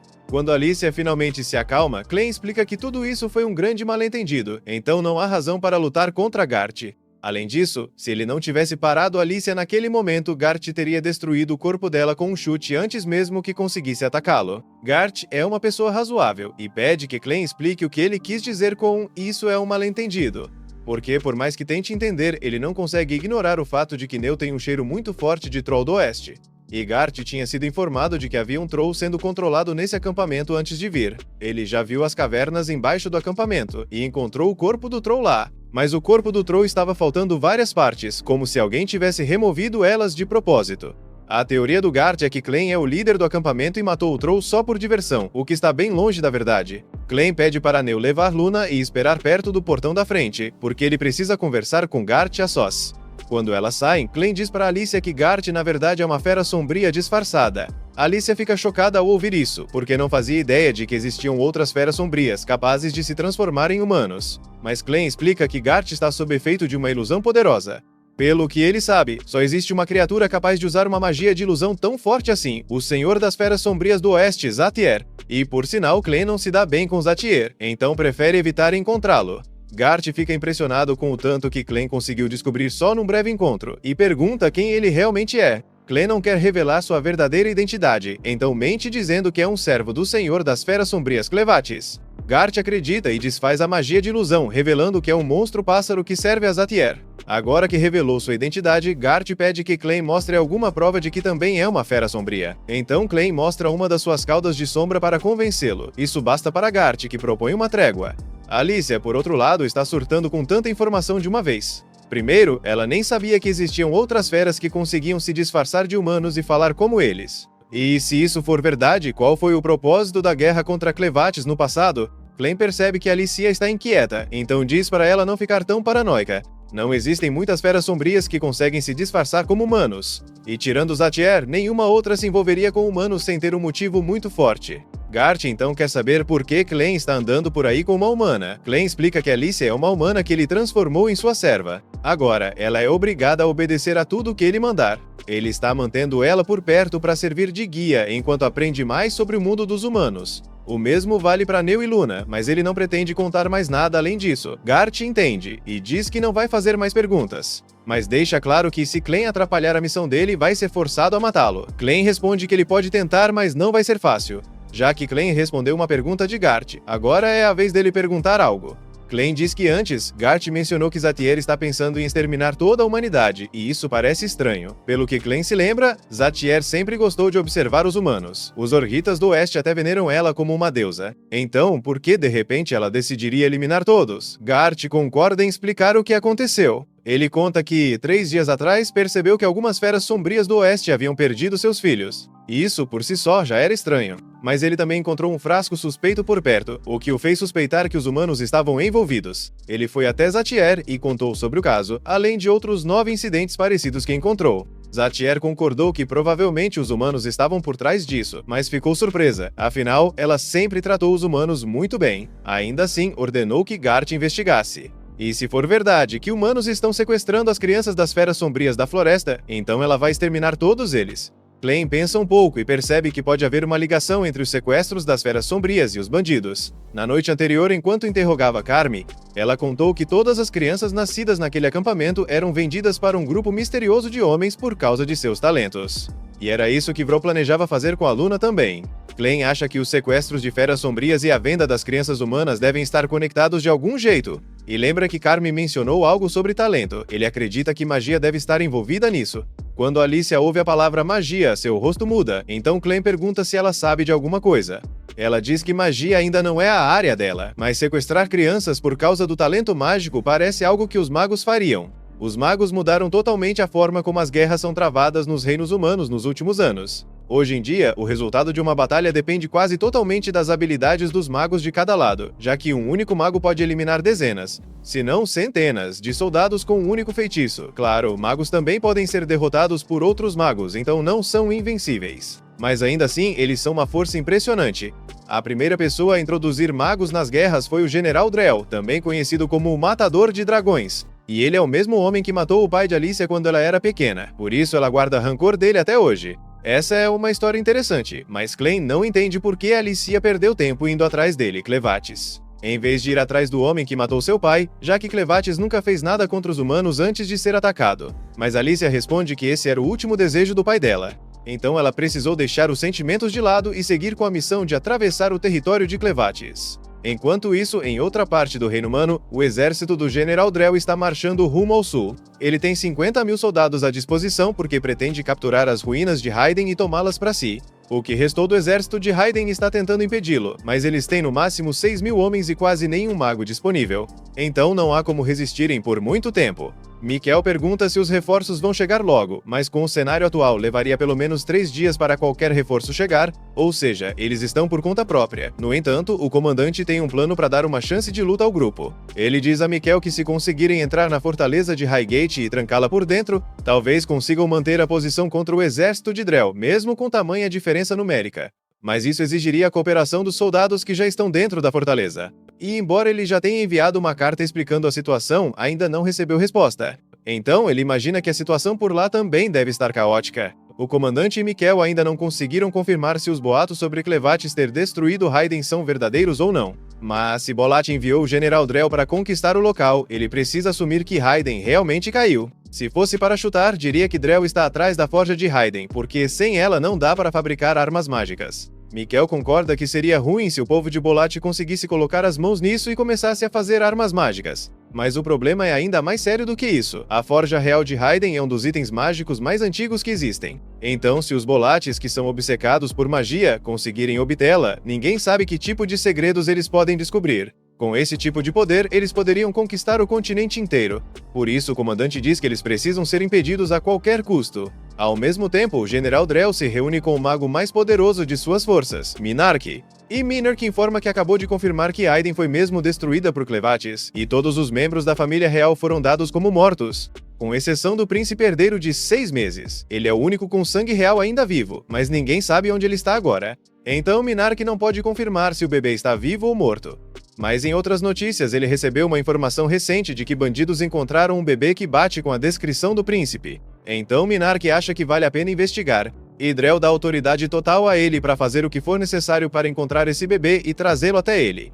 Clem e os outros acabaram de chegar a uma cidade próxima. Enquanto esperam Alicia reunir algumas informações, Neo faz uma xícara de café para ele. Clem nunca tinha ouvido falar de café antes, então pergunta para Neo o que é isso, mas ela também não sabe muito bem. É só uma bebida cara que o Vroco pedia para ela preparar de vez em quando. Ela pegou alguns grãos de café quando saíram do acampamento, achando que talvez Clem fosse gostar. Clem decide dar uma chance à sopa de grãos misteriosa. Depois de deixar esfriar um pouco, ele toma um gole e acaba gostando bastante do sabor. Neo fica feliz que ele tenha gostado, mas há algo que ela queria perguntar há um tempo. Ela quer saber o que aconteceu com aquele homem estranho que atacou Clem no acampamento, já que ele simplesmente desapareceu de repente, o que parece meio suspeito. Depois que Gart soube sobre os magos e a magia por meio da Alicia, ele disse ao Clem que iria embora para reportar tudo ao mestre dele. Então eles não devem vê-lo de novo tão cedo, mas Clem garante a Neo que mesmo que encontrem ele de novo, ele não vai atacar, porque já não desconfia mais deles. Nesse momento, Alicia aparece correndo colina acima, trazendo mais notícias. Ela acabou de descobrir, através dos moradores da vila, que a situação em Hyden está um completo caos. O país vizinho, Bolat, rompeu a fronteira e invadiu. Agora, Hyden está tentando resistir, mas com o rei morto e a capital destruída, não tem chance de vitória. Aparentemente, o país de Ezin até tentou impedir o avanço de Bolat, mas não conseguiu fazer muita diferença no final. Clem pergunta por que Ezin se importaria em ajudar Raiden, já que tecnicamente eles não estão envolvidos no conflito. Alicia explica que Ezin já está em guerra com Bolat há muito tempo, só que agora estão em desvantagem. Por isso não querem deixar Bolat colocar as mãos na forja de Raiden. Se isso acontecer, eles se tornariam imparáveis. Claro, mesmo que conseguissem a forja, eles não conseguiriam usá-la direito sem alguém com sangue real. O problema principal é que Raiden está muito enfraquecido, já que Clem matou o rei, e agora não tem feiticeiros para usar nas batalhas. Nesse ritmo, não vai demorar até Raiden ser completamente apagado do mapa. Isso soa bem grave, mas Clem ainda não vê por que deveria se importar. Tudo o que ele quer é fazer com que Luna se torne rei. Então, se Bolat tomar Raiden ou não, tanto faz para ele. Alicia discorda e diz que importa sim, porque se Raiden se tornar território de Bolat, Luna nunca poderá se tornar rei. Sob o domínio de Bolat, só cidadãos nascidos lá podem subir ao trono, e só de olhar pro Luna, já dá pra ver que ele é um Idemita puro. Ele seria tratado como um pária sob o governo de Bolat. Além disso, pessoas com sangue puro de Raiden são extremamente raras e muito cobiçadas, porque o sangue delas é essencial para refinar a visão de Arcana com eficiência. E com alguém como Drell liderando essa ofensiva, ninguém sabe até onde ele está disposto a ir. Drell foi quem matou o pai de Alicia, e não foi porque estavam em guerra nem nada. Na verdade, Drell e o pai dela eram amigos. Mas anos depois da aposentadoria do pai dela, Drell apareceu querendo desafiá-lo em um duelo até a morte, só pra provar que era um espadachim melhor, e como se isso já não fosse horrível o suficiente, depois de ferir mortalmente o pai de Alicia, ele olhou bem nos olhos dela, e ainda explodiu a casa deles, sem motivo algum. Alicia ficou furiosa. Ela ia pegar a espada do pai e atacar Drell, mas ele a impediu. Ele sabia que Drell a mataria sem hesitar se ela levantasse a espada. Nos últimos momentos de vida, ele implorou para que Alicia não fosse cega por vingança, porque isso só a levaria por um caminho de guerra sem volta. Em vez disso, ele queria que ela se tornasse uma heroína, alguém que salva vidas, e prometeu que sempre estaria observando ela. Depois de ter enfrentado pessoalmente a crueldade de Vrock, Alicia diz a Clem que a única forma de garantir o futuro de Luna é parar os soldados de Bolat e expulsá-los de Raiden. Clem entende que Alicia está certa, mas ainda se sente um pouco incomodado por ter que proteger um lugar que antes ele mesmo queria destruir. Alicia fica feliz que Clem esteja disposto a ajudar. Ela diz que vai se preparar para partir imediatamente, mas Clem pede que ela fique onde está. Se ele for intervir diretamente, não pode deixar que saibam que está fazendo isso a pedido dela. Ele vai precisar de um motivo para enfrentar Drell, e o fato de Drell estar sequestrando crianças de bestas sombrias para usar em seu exército de magos já é um bom motivo. Além disso, isso também dá a Clem uma desculpa para testar a força real desses magos. Então, ele está um pouco animado. Ele imagina que Alicia deve estar morrendo de vontade de se vingar do Drell pelo que ele fez ao pai dela. Mas o último desejo do pai dela foi bem claro. Ele queria que ela se tornasse uma heroína, não alguém movida por vingança. Alicia lembra da promessa que fez, mas depois de tudo o que aconteceu, ela mal consegue se ver como uma heroína. Ela se sente como um corpo vazio forçado a servi-lo. Mesmo que isso seja verdade, Clem pergunta o que ela acha que significa ser uma heroína. Mesmo que Alicia não se veja assim, Clem tem certeza de que a Neu a considera uma heroína, já que a vida dela melhorou muito graças a Alicia. Alicia percebe que ele tem razão, então ela concorda em ficar. Quando Clem se transforma, ele sai correndo pela floresta em direção ao exército de Bolat. Enquanto isso, o exército de Bolat acabou de atravessar a segunda fortaleza a caminho de Raiden, e Rhodes está começando a ficar realmente preocupado, porque se eles não forem detidos logo, não vai demorar até chegarem a Hitachi. Ele corre pela beirada do penhasco com Mikkel e diz que há um rio raso logo à frente. Se eles quiserem parar o exército de Bolat, ou pelo menos atrasá-los, essa é a melhor chance. Enquanto isso, Alicia leva Neu e Luna para dentro da cidade, e enquanto andam pela rua, escutam claramente alguém apanhando feio. A princípio, Alicia fica um pouco preocupada, mas logo percebe que é só um dos bandidos que conseguiu sobreviver aos ataques dela. Então ela não tem muito interesse em ajudar. As pessoas da cidade conhecem bem os bandidos e tudo o que eles fizeram. Então, assim que reconhecem que aquele homem é um deles, não há chance de deixarem ele escapar. Neu ainda fica um pouco assustada, porque aquele cara em específico costumava atormentar ela o tempo todo. Mas Alicia garante que ele não vai reconhecê-la, já que ela mudou muito desde então. No entanto, o bandido reconhece a Alicia. Assim que a vê, ele tenta desviar a atenção das pessoas gritando que ela é a heroína que soltou a criatura gigante do mar dentro da mina. As pessoas se viram para olhar, mas até perceberem o que está acontecendo, Alicia já tinha desaparecido. E mesmo que vissem, isso não mudaria o fato de que ele foi abandonado. No fim das contas, o povo da cidade acaba enforcando todos os bandidos que encontraram por ali. Mas eles estão bem preocupados com tudo o que anda acontecendo ultimamente. Primeiro foi o ataque do Clevitus, depois o exército de Bolat, e agora um monstro antigo parecido com um povo. Daqui a pouco pode ser vespas radioativas ou vermes glaciais, mas não importa o que aconteça, todos juram proteger a cidade de qualquer ameaça. Enquanto isso, Alicia e Neo estão procurando um lugar para passar a noite, mas está um pouco difícil com a cidade inteira em alerta. Antes de entrarem na hospedaria, Alicia pede para Neo não chamá-la de heroína, porque ela prefere manter sua identidade em segredo por um tempo. Assim que Alicia abre a porta da frente, encontra dois brutamontes parados dos lados da entrada, e eles logo acusam Alicia de ser uma bandida. Alicia não sabe bem o que fazer nessa situação, mas felizmente a mãe dos dois aparece e manda eles pararem de incomodar os hóspedes. Phil tenta explicar que Alicia parece suspeita por usar um tapa-olho e carregar uma espada, mas com tudo o que vem acontecendo, andar com uma espada já virou algo comum. No entanto, não é todo dia que alguém aparece com um bebê de Raiden. Então, Kari pergunta a Alicia o que está acontecendo. Alicia diz que ela e Neo são guardas de uma pessoa muito importante e que a missão delas agora é proteger esse bebê a qualquer custo. Essa explicação convence Kari, e mesmo achando que tem mais nessa história, ela diz que não pretende se meter na vida dos clientes pagantes. Ela pergunta o que elas precisam e Alicia diz que quer um quarto para 2 pessoas, de preferência com uma cama confortável para o bebê. Kari informa que o quarto custa 2 moedas de prata por noite. Alicia paga por 2 noites e Kari entrega a chave do primeiro quarto à esquerda. Kari então manda os filhos ajudarem as hóspedes com as malas. Patty se aproxima da Neo e diz que vai carregar as bagagens. Neo diz que pode levar sozinha, mas Patty insiste, então ela entrega. E Patty se arrepende na hora, porque as malas são muito mais pesadas do que ele imaginava. Pete e Phil conseguem levar tudo até o quarto, e Alicia parece satisfeita com ele. Kari diz que se precisarem de algo é só procurá-la no andar de baixo. Quando ela sai, Neo sugere colocar o Luna na cama para ele descansar, mas sem que elas saibam, um dos insetos de Maynard já avistou Luna.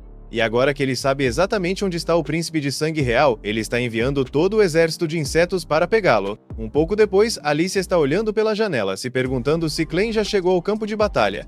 Mas então Neo chama sua atenção e mostra o primeiro dentinho de Luna. Poucos minutos depois, Kari bate a porta para avisar Alicia e Neo que a comida está pronta, mas então percebe que Luna ainda está dormindo. Então ela diz para Alicia que pode ir buscar a comida e levar para o quarto. A Alicia desce com Kari, que aponta para os pratos no fim da mesa. Alicia vai até lá pegar a comida, mas no caminho ela escuta os clientes do bar conversando. Eles estão dizendo que toda essa confusão é culpa dos heróis. Se eles não tivessem saído por aí desafiando um dos Senhores das Feras, então Clevetes nunca teria destruído Raiden, e os soldados de Bolat nunca teriam começado essa guerra. A opinião pública sobre os heróis está péssima agora, e as pessoas têm todo o direito de estarem irritadas, já que os tais heróis só acabaram piorando a vida de todo mundo no final. Alice está prestes a voltar para o quarto, mas de repente sente a presença de uma besta sombria, e no momento seguinte, algo voa pela janela do andar de baixo. O objeto cai bem ao lado de Pete, que acha que é só uma bola comum e vai pegar, mas Alicia grita para ele não tocar. Infelizmente, já é tarde demais. A bola começa a crescer e de repente joga Pete contra o teto, revelando que na verdade era uma centopeia gigante. Maynard então entra na estalagem e avisa a todos que isso não é um inseto qualquer, é um que veio da Floresta das Bestas Sombrias. Ou seja, está no mesmo nível de algumas das bestas sombrias mais poderosas que existem. Um dos homens nem espera Maynard terminar de falar. Ele veio ali só para se divertir, não para enfrentar um monstro centopeia. Então pula pela janela para fugir. Normalmente, essa teria sido uma excelente estratégia de sobrevivência, mas infelizmente, Maynard já tinha deixado centenas de monstros insetos acampados do lado de fora, então o homem acaba sendo devorado de qualquer forma. Maynard planejou tudo para garantir que ninguém conseguisse escapar da cidade até ele concluir sua missão. E só para garantir que todos entendam o que está acontecendo, ele se apresenta como o maior mago do exército de Drow. Todos ficam muito preocupados, pois não achavam que o exército de Drow atacaria a vila dessa forma. Mas Maynard diz que não está ali para dominar a vila, sua missão é apenas confirmar se o bebê de Raiden que está ali tem sangue real ou não. Alicia percebe que a situação é muito grave.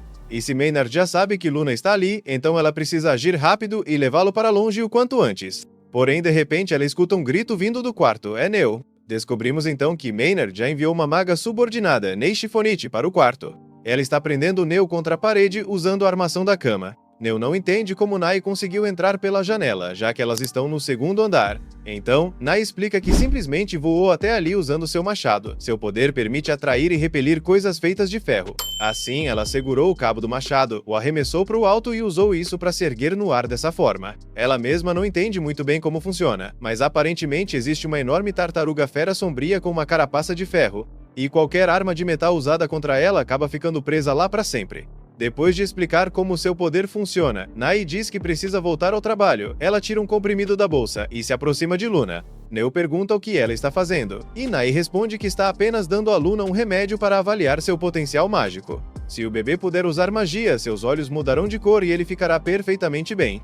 Caso contrário, ele pode tossir sangue e morrer, é uma chance de 50%. Ao ouvir que Luna pode morrer, Neo grita e implora para Nai parar. Quando Alice escuta os gritos de Neo, corre até o quarto para ajudar, mas antes que consiga chegar lá, Maynard usa sua centopeia para arremessá-la contra a parede. Ele não sabe exatamente quem Alicia é, mas não pode deixar que ela atrapalhe o plano, então decide que vai matá-la. Enquanto isso, no quarto, Neo ainda luta para se soltar e poder ajudar Luna, mas Nai diz que ela está perdendo tempo. A força que Nai consegue gerar com as armações de cama é suficiente para parar um touro em disparada. Assim, com duas armações, Neo teria que ser mais forte que 2 touros para escapar, o que seria impossível com seus braços pequenos. No entanto, para surpresa de Nai, os braços pequenos de Neo conseguem, de alguma forma, mover as armações. Com um empurrão rápido, Neo derruba Nai, deixando-a inconsciente. Maynard ouve um estrondo vindo do quarto e se pergunta o que aconteceu. Mas quando tenta ordenar que o centopeia vá investigar, percebe que algo o está prendendo. Alicia sobreviveu ao ataque da criatura e amarrou suas antenas em um nó, deixando-a completamente desorientada. Agora que ele não consegue se mover direito, Alicia o chuta no chão e corre para o quarto, querendo verificar Neo e Luna. Maynard fica impressionado, já que nenhuma pessoa comum conseguiria lidar com uma fera mágica como aquela. E agora que conseguiu observá-la melhor, ele percebe quem Alicia realmente é. Alicia abre a porta do quarto pronta para lutar, mas se surpreende ao ver Nai desacordada no chão e Neo segurando Luna nos braços. Ela também percebe o enorme buraco na parede e pergunta a Neo se Nai foi quem fez aquilo. Neo explica que na verdade foi ela mesma. Não foi intencional, mas quando empurrou a armação da cama para se soltar, acabou acertando Nai e lançando-a contra a parede. Alicia não entende como algo assim é possível, mas não tem tempo para questionar, pois precisam sair dali imediatamente. Ela pega sua espada e diz a Lumina para ficar perto, pois vão pular pela janela. Assim que saltam, Alicia usa suas habilidades com a espada para cortar todos os insetos no ar, abrindo caminho para que possam correr. Quando Maynard recupera a consciência, já é tarde demais para impedi-las. Maynard até gostaria de ir atrás delas, mas os insetos no ar não fazem distinção, e ela seria morta na mesma hora se saísse sem a ajuda dele. Algum tempo depois, Alicia e Neo conseguem sair dos limites da cidade, e os insetos param de persegui-las, pois Maynard só havia ordenado que cercassem a cidade. Se tiverem sorte, talvez consigam atravessar a floresta antes do amanhecer. Mas as coisas nunca são tão simples, elas acabam encontrando uma segunda barreira de insetos na floresta, em número muito maior.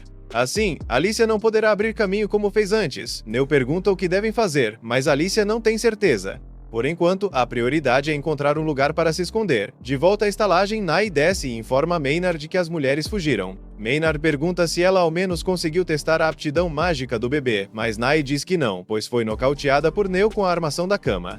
Maynard percebe que subestimaram muito aquelas duas, mas todo esse incidente permitiu confirmar alguns detalhes. Antes de tudo, a mulher loira era a heroína Alicia Glenfall, e Maynard tem certeza disso, pois estava presente quando Drell matou o pai dela. Não existe possibilidade de uma heroína estar viajando com um bebê comum. Então, isso praticamente confirma que Luna é o príncipe Idenite que eles estavam procurando. E Maynard está praticamente se tremendo de ansiedade, só de pensar em como vai ser divertido torturar uma heroína quando finalmente colocar as mãos nela. Enquanto isso, Nai apenas o encara, se perguntando por que precisa passar tempo ao lado desse lunático. Quando Maynard termina de rir de forma maníaca, ele diz a Nai que precisam reunir todas as pessoas e levá-las para a praça principal. Assim que todos estão lá fora, o líder da cidade pergunta a Maynard por que ele os trouxe até ali, dizendo que se ele acha que alguns insetos vão ser suficientes para fazê-lo se render, está muito enganado. Maynard fica impressionado com a ousadia dos moradores, mas quer deixar algumas coisas claras desde o início. Primeiro, ele diz que ele e o exército Bolate nem estariam ali se o rei de Reien não tivesse feito aquela aposta idiota de atacar Clevates. Agora que a capital foi destruída, existe a possibilidade de Clevates voltar para tomar o território. Então, o exército Bolate está gentilmente se oferecendo para protegê-los, o que na prática é apenas uma desculpa para invadir Reien. Sem o rei e sua arma mágica, eles praticamente não têm como impedir isso. Além disso, Maynard afirma que há um inimigo ainda maior para se preocupar no momento. A mulher loira de antes é uma das 3 heroínas que começaram toda essa confusão. Se o povo quer descontar sua frustração em alguém, pode começar caçando-a. Enquanto isso, o exército de Drell ainda está a caminho para conquistar a capital caída de Raiden. Eles estão atravessando um rio raso quando Drell de repente para no meio do caminho, pois sente que está sendo observado. Ele ordena que o espião apareça imediatamente, dizendo que não adianta tentar se esconder numa noite de lua tão clara. De repente, Rod salta de um arbusto próximo e crava sua lança na água, congelando todo o rio e prendendo os pés de todos os soldados de Drell. Ele então ordena que seus homens avancem. Mesmo que o exército de Drell os supere em número por 10-1, eles vieram preparados com grampos de gelo, o que lhes permite se mover livremente, enquanto até as feras sombrias escravizadas de Drell mal conseguem andar. Miquel lidera os soldados na batalha e ordena que todos ataquem primeiro os magos de Drell, para que não consigam se libertar. Drell conhece as habilidades da lança de gelo, mas, mesmo em seu nível máximo, ela não deveria ser capaz de congelar o rio inteiro de uma vez. Ele supõe que Rod tenha colocado algum mago mais acima do rio para resfriar a água até pouco antes do congelamento, deixando que a lança de gelo completasse o trabalho. Ele admite estar impressionado com o quão bem planejada foi a estratégia de Rod. Rod parece ter realmente dominado a lança de gelo, e se derrotar Drell ali, poderá pôr fim a toda a guerra. Mas Drell diz que não será tão fácil. Rod avança com sua lança, mas Drell contra-ataca com um golpe pesado, lançando-o vários metros para trás. Determinado, Rod lança um ataque mágico de gelo contra Drell, mas este reage a tempo de desviar e salta para fora de sua trajetória, deixando o gelo prendê-lo no lugar. Rod e Drell começam a lutar novamente, e mais uma vez Drell se impressiona com as habilidades de Rod, já que, embora uma regalia conceda poder, é preciso força real para extrair todo o seu potencial.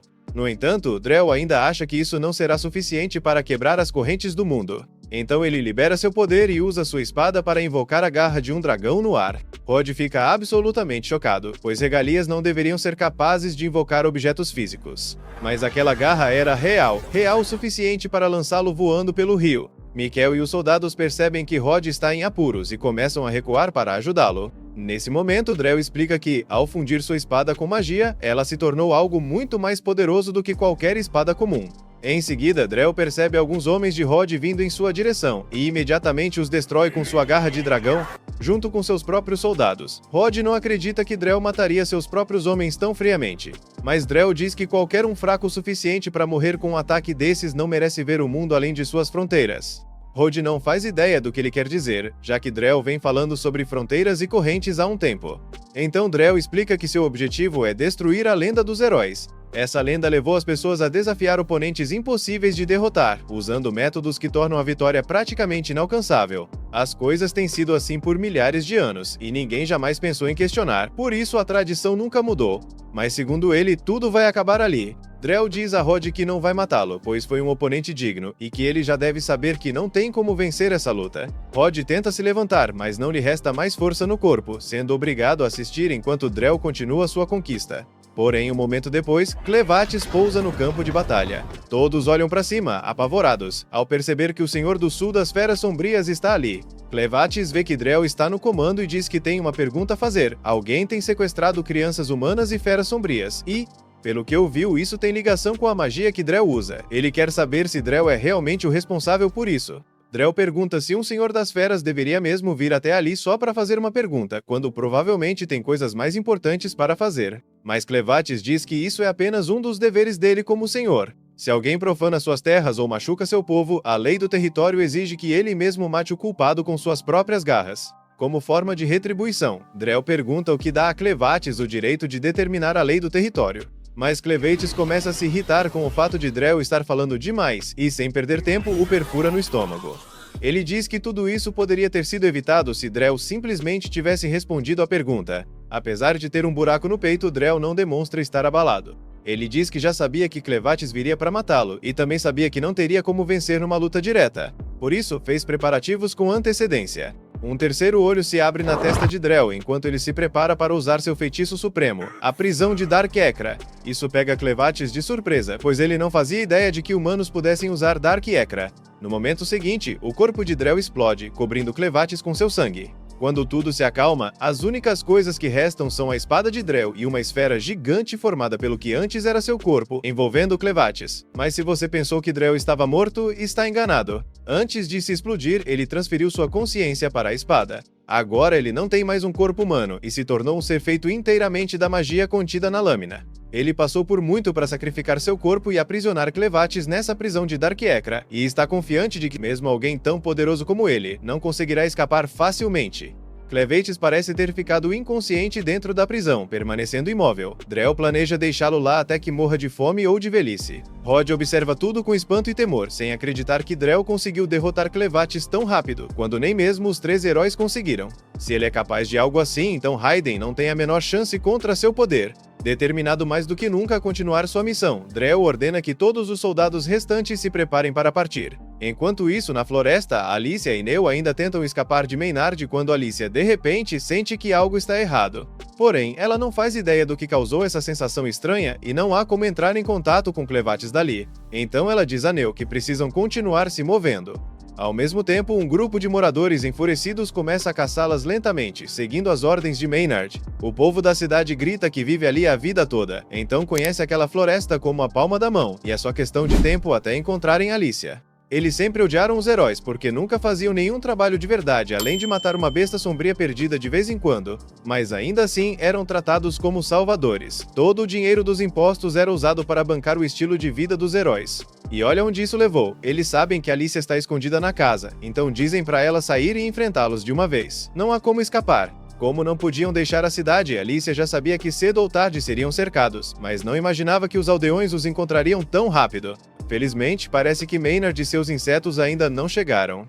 Então Alicia manda Neo ficar longe das janelas e se esconder bem, porque a segurança de Luna é a prioridade agora. Mesmo que tentassem correr, não faria diferença se não encontrassem um lugar para se esconder. Nesse momento, Phil grita que já cansou de esperar Alicia aparecer. Se ela não vai sair, então ele vai incendiar o prédio inteiro com ela dentro. Mas quando está prestes a atear fogo, Pat segura sua mão e manda ele parar, porque isso já passou dos limites. O pai de Phil, Mark, lembra que seus antepassados construíram aquela roda da água séculos atrás, quando se estabeleceram na vila, e ele não vai deixar Phil queimá-la por nada. Phil tenta argumentar que é a única solução, já que precisam entregar Alicia para Maynard, mas Mark dá um tapa na cabeça dele e responde que não vão obedecer cegamente às ordens de um estrangeiro só porque ele controla insetos. Mark caminha até o prédio e se apresenta como responsável pelas defesas da cidade. Ele promete que se Alicia descer para conversar, ninguém vai machucá-la, porque só tem uma pergunta a fazer. Alicia não tem muita escolha, então decide confiar em Mark e sai para falar com ele. Assim que ela aparece, Mark olha bem para ela e pergunta o que aconteceu com sua relíquia. Alicia responde que não a tem mais. Mark então quer saber se isso significa que ela a vendeu por dinheiro depois de abandonar a missão, mas Alicia explica que a perdeu durante a luta contra Clevates. Ela e os outros heróis foram completamente aniquilados, e entende por que o povo teria raiva dela, considerando como tudo terminou. Para sua surpresa, Mark diz que não tem nenhum rancor dela. Claro, se ela tivesse dito que vendeu a relíquia por dinheiro e fugiu como covarde, ele a mataria na hora. Mas se ela realmente enfrentou Clevates e apenas perdeu, ele não pode culpá-la por isso. Afinal, foi o rei quem decidiu seguir a tradição e mandou os heróis para aquela missão impossível. Eles não tiveram escolha. Alicia fica sem acreditar na razão de Mark, mas percebe que ele não é o tipo de homem que guarda rancor do passado. Mesmo assim, ele quer saber o que Alicia acha que devem fazer agora. Será que vale a pena continuar a tradição e tentar atravessar o território das bestas sombrias? Ou deveriam desistir e continuar vivendo como sempre viveram? Alicia se lembra do dia em que lutou contra Clevates. Quando foi despedaçada e arremessada pelo ar, mesmo que por um instante, conseguiu ver claramente o mundo além do território das bestas sombrias. E era redondo, sem fim à vista. Pode soar tolo vindo de alguém que fracassou tão miseravelmente, mas ela acredita que é importante nunca desistirem de tentar alcançar o mundo exterior, porque existem coisas que só podem ser descobertas ou conquistadas com um salto de fé. Ela conheceu recentemente alguém arrogante e assustador. E mesmo que ele a trate como lixo, se nunca tivesse cruzado seu caminho, não teria ampliado sua visão de mundo. E sabendo que o mundo é muito maior do que qualquer coisa que já viram, Alicia se recusa a aceitar que não faz sentido lutar para vê-lo. Mark fica realmente impressionado com o discurso dela, então diz que Alicia está livre para ir embora. Ele sabe que alguns dos homens ainda devem estar com raiva dela por ser uma heroína, mas vai encontrar um jeito de acalmá-los. Só que ela terá de encontrar sozinha uma forma de atravessar a muralha de insetos. Porém, quando Mark já se afastava, Maynard aparece de repente montado em sua enorme centopeia e imediatamente corta o peito de Mark por ter estragado sua diversão. Ele queria se divertir vendo os cidadãos lincharem a última heroína sobrevivente, mas Mark teve que aparecer e perdoá-la. Alicia não perde tempo e corta a centopeia em pedaços, mas Maynard consegue escapar e já chamou o resto de seus insetos para atacar, colocando os moradores da cidade em sério perigo. Alicia grita para todos entrarem rápido na casa, para não virarem comida de inseto, enquanto ela se dedica a derrubar o máximo possível. Maynard, com sarcasmo, diz que está impressionado com a resistência de Alicia, mas quer ver quanto tempo ela vai aguentar sozinha. Afinal, muitos dos insetos menores são venenosos, e ela estava tão ocupada com os maiores que nem percebeu os pequenos a mordendo. Ali, todo tipo de inseto é perigoso, abelhas no ar, formigas no chão, e até uma aranha cujo veneno é capaz de destruir o sangue. Essa última realmente assusta Alicia, porque o que mantém ela viva agora é o sangue negro que Clevatis colocou no lugar do original. Se o veneno da aranha destruir isso, ela realmente não vai durar muito. No passado, Maynard até gostava dos heróis, mas tudo mudou no dia em que perdeu a família inteira no incêndio. Desde então, passou a odiá-los por não terem feito nada para ajudar. O corpo de Alicia começa a tremer por causa do veneno, mas os insetos continuam vindo, e ela não pode parar. No meio da luta pela vida, de repente ouve uma voz familiar. Ela olha para baixo e vê a cabeça de Clevatis saindo de seu peito, dizendo com naturalidade para ela terminar logo o que está fazendo ali, porque ele precisa da ajuda dela em outra coisa. Enquanto isso, dentro da casa, Neo e os outros moradores observam a batalha com ansiedade. Logo percebem que alguns insetos estão conseguindo entrar pelas frestas da parede, então correm para derrubar e esmagar cada um deles. Não podem deixar que essas criaturas invadam, principalmente com o futuro rei ali dentro. Todos pegam o que podem para tampar os buracos nas paredes. Do lado de fora, Maynard continua zombando de Alicia, chamando-a de falsa heroína por ser tão fraca. Então usa sua magia para invocar um escorpião gigante que estava escondido no subsolo e ordena que ataque. O golpe lança Alicia para dentro da água. Enquanto está submersa, Clevatis aparece novamente e já percebeu que ela está tendo dificuldades porque foi envenenada.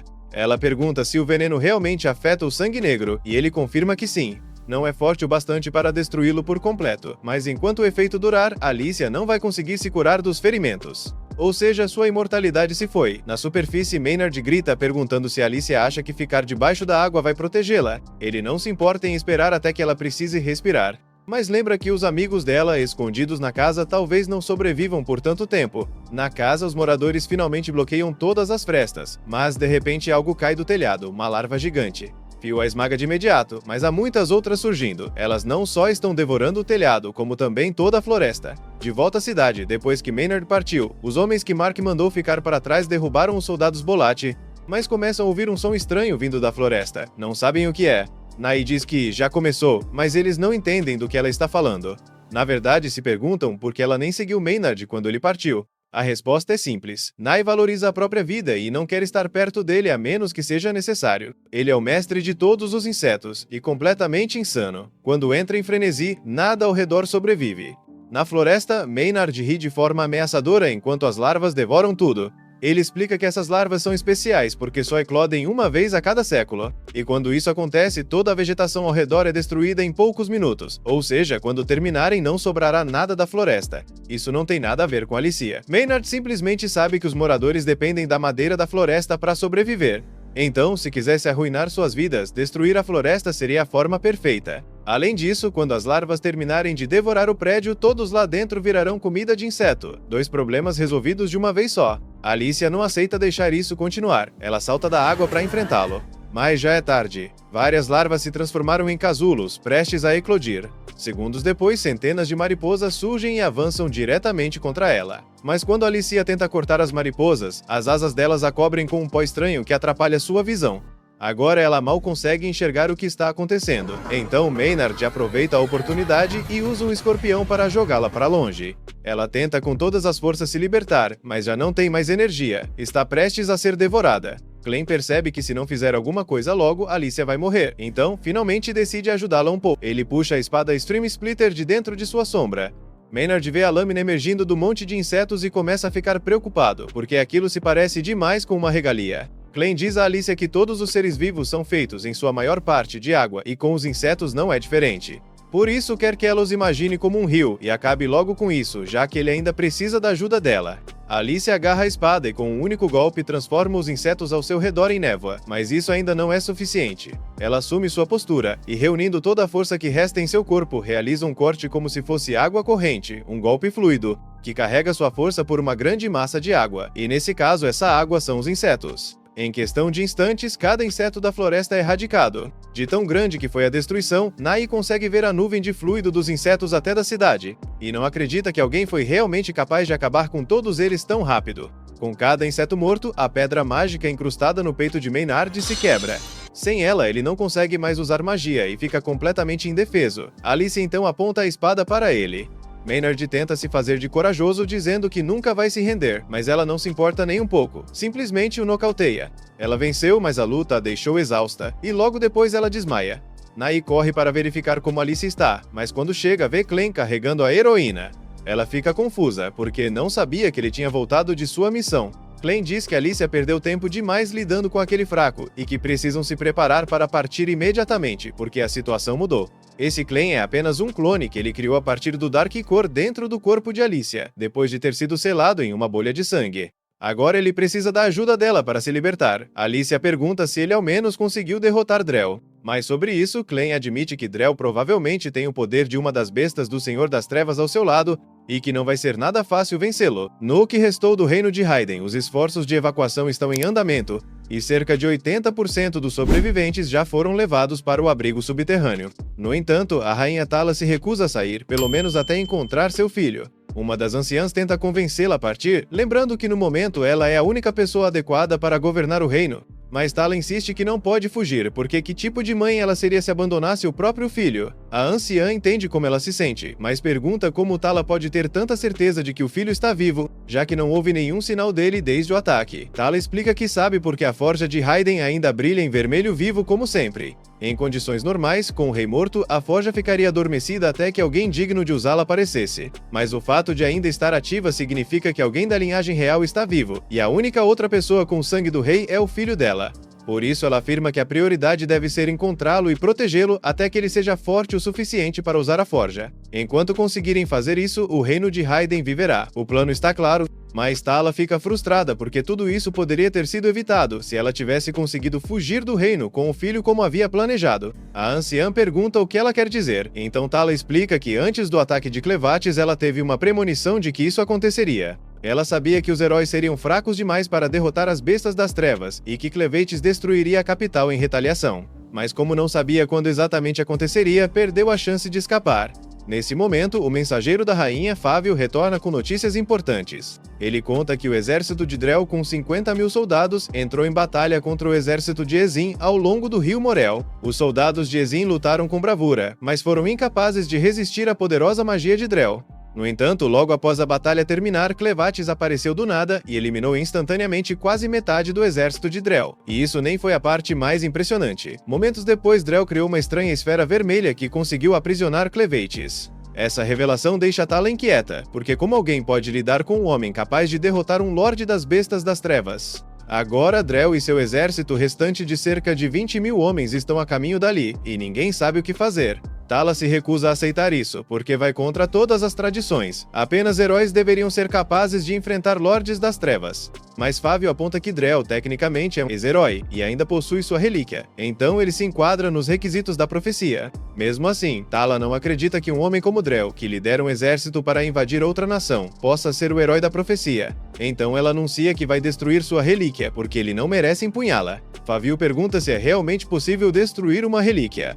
Tala explica que enquanto ela estiver empunhando o martelo sagrado de Raiden, pode fazê-lo, já que é a única arma capaz de forjar ou destruir relíquias. A anciã tenta dissuadi-la de agir de forma precipitada, lembrando que apenas o rei de Raiden pode usar o martelo. Mas com o rei morto e até que o filho assuma o trono, Tala declara que vai servir como rei e, portanto, tem todo o direito de usá-lo. Ninguém consegue argumentar contra isso. Então todos a ajudam a vestir sua armadura e Fávio corre para buscar o martelo. Tala agradece por sua ajuda e retira o martelo de seu estojo. Com seus poderes, ela planeja enfrentar Drell e seu exército. Enquanto isso, na vila, Pet leva Nai até Alicia, como ela tinha pedido. Ele ainda não consegue esquecer o quão incrível ela parecia quando destruiu todos aqueles insetos com um único golpe. Ele diz que será o ajudante pessoal dela enquanto ela estiver por ali, e Alicia fica surpresa com a gentileza de Pete, mas, já que ele se ofereceu, pede que traga Neu também. Pete corre imediatamente para cumprir o pedido, e Clem parabeniza Alicia, dizendo que parece que ela conseguiu seu primeiro servo oficial. Alicia pede para ele parar de provocá-la, porque não é como se ela quisesse um servo. O que ela realmente quer agora é um novo conjunto de roupas, já que está completamente coberta de gosma de insetos.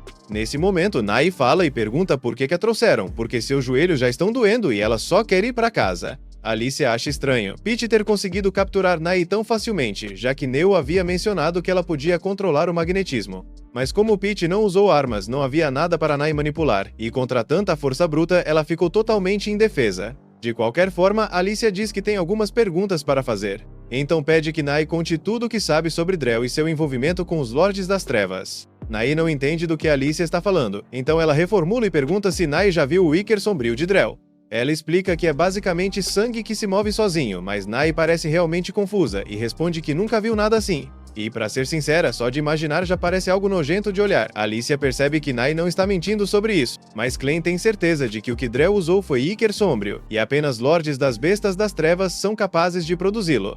Drell sozinho não seria uma ameaça, mas se houver um Lorde das Trevas o apoiando, eles precisam descobrir o que está acontecendo. Já que Clevdus está bem aqui, os únicos Lordes restantes que poderiam estar ajudando Drell são Zatier do Oeste, Hatwell do Oeste e Varden do Norte. E se um deles realmente decidiu mostrar as presas a Clevatis usando Drell, então ele vai garantir que paguem o preço.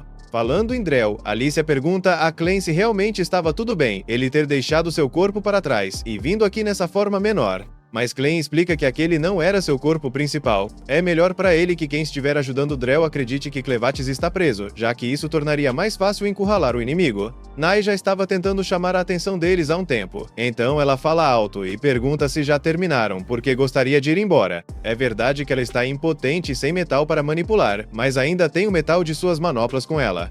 Ela não consegue controlá-lo enquanto está em contato com sua pele, mas, como seus braços são bem finos, com um pouco de esforço consegue soltar a mão. Em seguida, joga as manoplas para o ar e prende sua bolsa sobre elas, usando isso para voar. Clem e Alicia não estavam esperando por aquilo, então apenas observam enquanto Nai começa a flutuar. Durante o voo, Nai avista Neu e Luna em uma carroça a caminho de Alicia e Clem, e percebe que as rodas da carroça têm metal.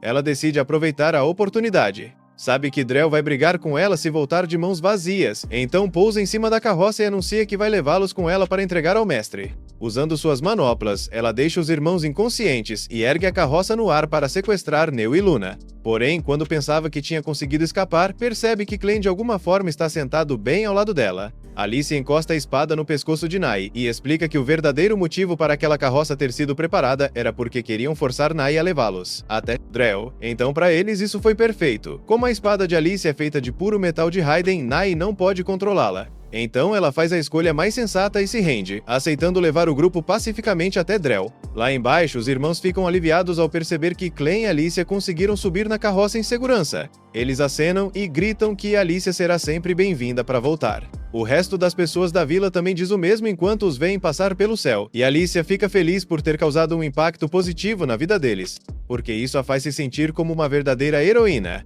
Clem a provoca de novo por estar com uma expressão tão convencida, mas Alicia acha que merece pelo menos isso, já que conseguiu salvar a vila. Clem, no entanto, lembra que ela só conseguiu graças à ajuda dele. Neu não entende exatamente o que aconteceu, mas acha que Alicia foi incrivelmente heróica.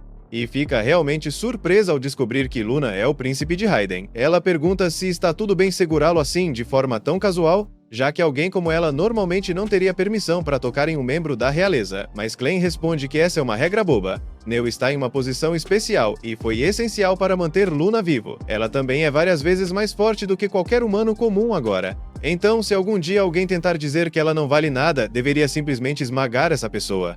Alicia sente a necessidade de intervir e esclarecer que Neu não pode sair por aí esmagando as pessoas desse jeito, mas Clem diz que essa sempre foi a forma como ele lidou com os que o odiavam, então não vê problema nisso. Logo, o grupo chega a uma cadeia de montanhas e do outro lado está a capital, Hitachi. Clem pergunta a Alicia se ela está pronta para lutar. Ele não pode deixar ninguém descobrir que está ali, então não poderá ajudá-la. Além disso, também não pode deixar que Drell descubra sobre o Ichor sombrio em seu corpo, então sua cura será limitada. Ainda assim, Alicia afirma que está pronta para enfrentá-lo e vingar seu pai. Assim, Nai conduz a carroça voadora sobre a cordilheira. Assim que Hitachi fica à vista, fica claro que a cidade já está sob ataque. Drell deve estar por perto, então Alicia olha ao redor e o vê em pé sobre uma das muralhas do castelo. Ela não quer perder tempo, então agarra o braço de Nai e a força a virar a carroça direto em direção a Drell. Enquanto isso, nas muralhas, a princesa Tala e os cavaleiros portadores de espadas mágicas se reúnem para enfrentar Drell. Tala diz aos cavaleiros que suas espadas são quase tão fortes quanto a regalia de Drell, então, se alguém puder lidar com ele, seriam eles. No entanto, já dava para perceber que aqueles homens estavam prestes a morrer em poucos minutos. Eles avançam contra Drell e tentam cercá-lo. Mas mesmo enquanto começa um ataque, Drell apenas fica parado calmamente e os chama de irritantes. Nesse ponto, os cavaleiros já tinham certeza de que estavam condenados. Ainda assim, fiéis ao reino, eles avançam rumo à morte certa, esperando distraí-lo o tempo suficiente para que o esquadrão de arqueiros conseguisse uma boa chance de ataque. Mas mesmo com a melhor linha de visão possível, os arqueiros erram o disparo, e Drell se transforma em uma espada para desviar. Tala e os outros cavaleiros não sabem se estão enlouquecendo ou se Drell realmente se transformou em uma espada no meio da luta. Eles não têm ideia do que aquela transformação significa. Os escudeiros avançam em formação para bloquear o ataque, mas são todos lançados para longe imediatamente, e Drell acaba agarrando Tala pelo pescoço. Ele elogia seus esforços para proteger Raiden, mas diz que ela nunca poderá se tornar rei, e Tala sabe disso. Ela não tem sangue real em suas veias, e apenas aquele com sangue real mais forte pode reivindicar o trono. Se todos os sucessores do rei morrerem, o direito à sucessão passa naturalmente para o parente mais próximo. Mas Drell pretende acabar com essa tradição naquele dia. Tala não pode garantir que vai sobreviver, mas está confiante de que um único golpe com o martelo seria suficiente para destruir a regalia de Drell. Só precisa de uma distração para ganhar tempo. Nesse momento, Alicia despenca da carroça voadora, chamando totalmente a atenção de Tala, mas aquilo era a distração perfeita de que precisava.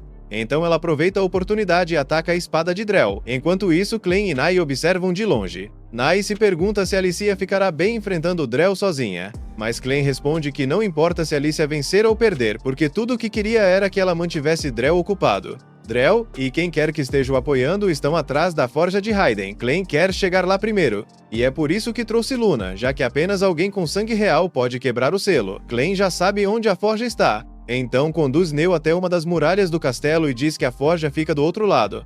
Ele poderia facilmente atravessar a parede, mas quer manter um perfil discreto, então pede que Neo faça isso. Ela hesita e pergunta se ele tem certeza, porque a muralha parece bem sólida. Mas Clegane responde que, quando a curou, concentrou o poder de um Troll em seus braços pequenos. Então sua força deveria ser várias vezes maior do que a de qualquer Troll. Neo resolve tentar e empurra a parede de leve. Para sua surpresa, o bloco de pedra voa com muito mais força do que ela imaginava. Atravessa a muralha inteira e cai bem em cima dos guardas que estavam de prontidão para proteger a forja. De alguma forma, Neo sente que sua força acabou de subir um pouco.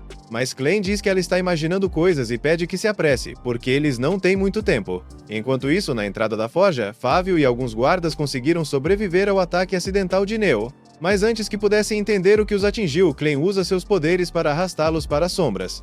E ao chegar à entrada da forja, coloca cuidadosamente a mão de Luna sobre o selo para destrancá-lo. Um pouco depois, Gart desce voando para inspecionar a bolha onde o corpo de Clevatis está preso. Ele tem quase certeza de que Clevatis deveria ser capaz de escapar de algo assim, então não entende por que ele ainda continua lá dentro.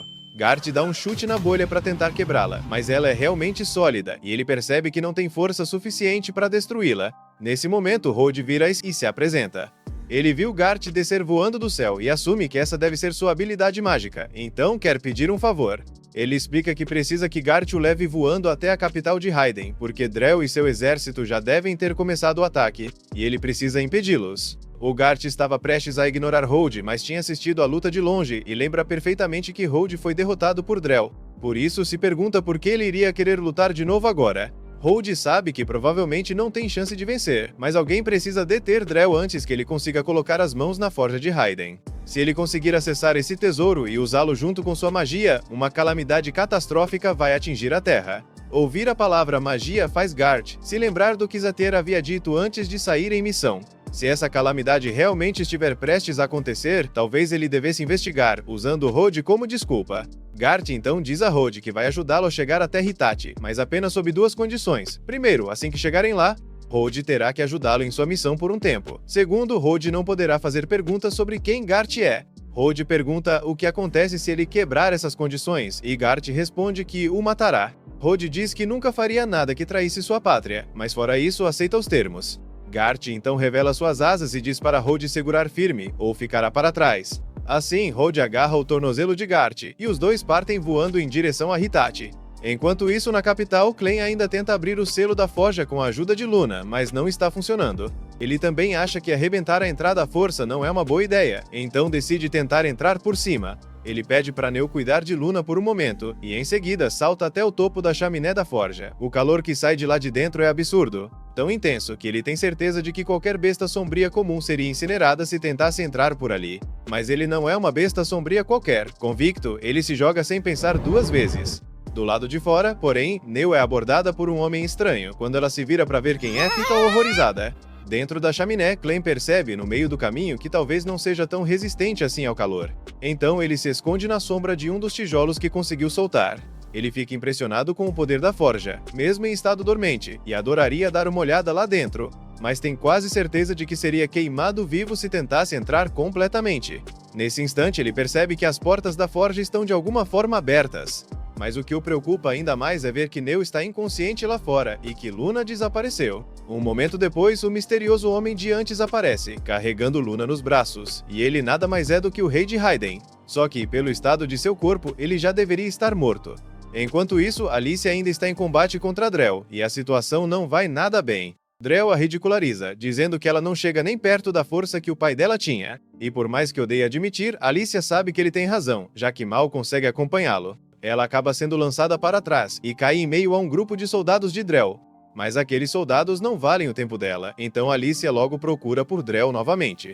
Ela o vê indo em direção ao castelo e não perde tempo, salta de volta à luta para alcançá-lo. Assim que Drell pousa sobre a muralha rainha e os soldados restantes disparam mais flechas contra ele. Mas para ele isso é apenas um incômodo menor. Ele corta todas as flechas ao meio com facilidade.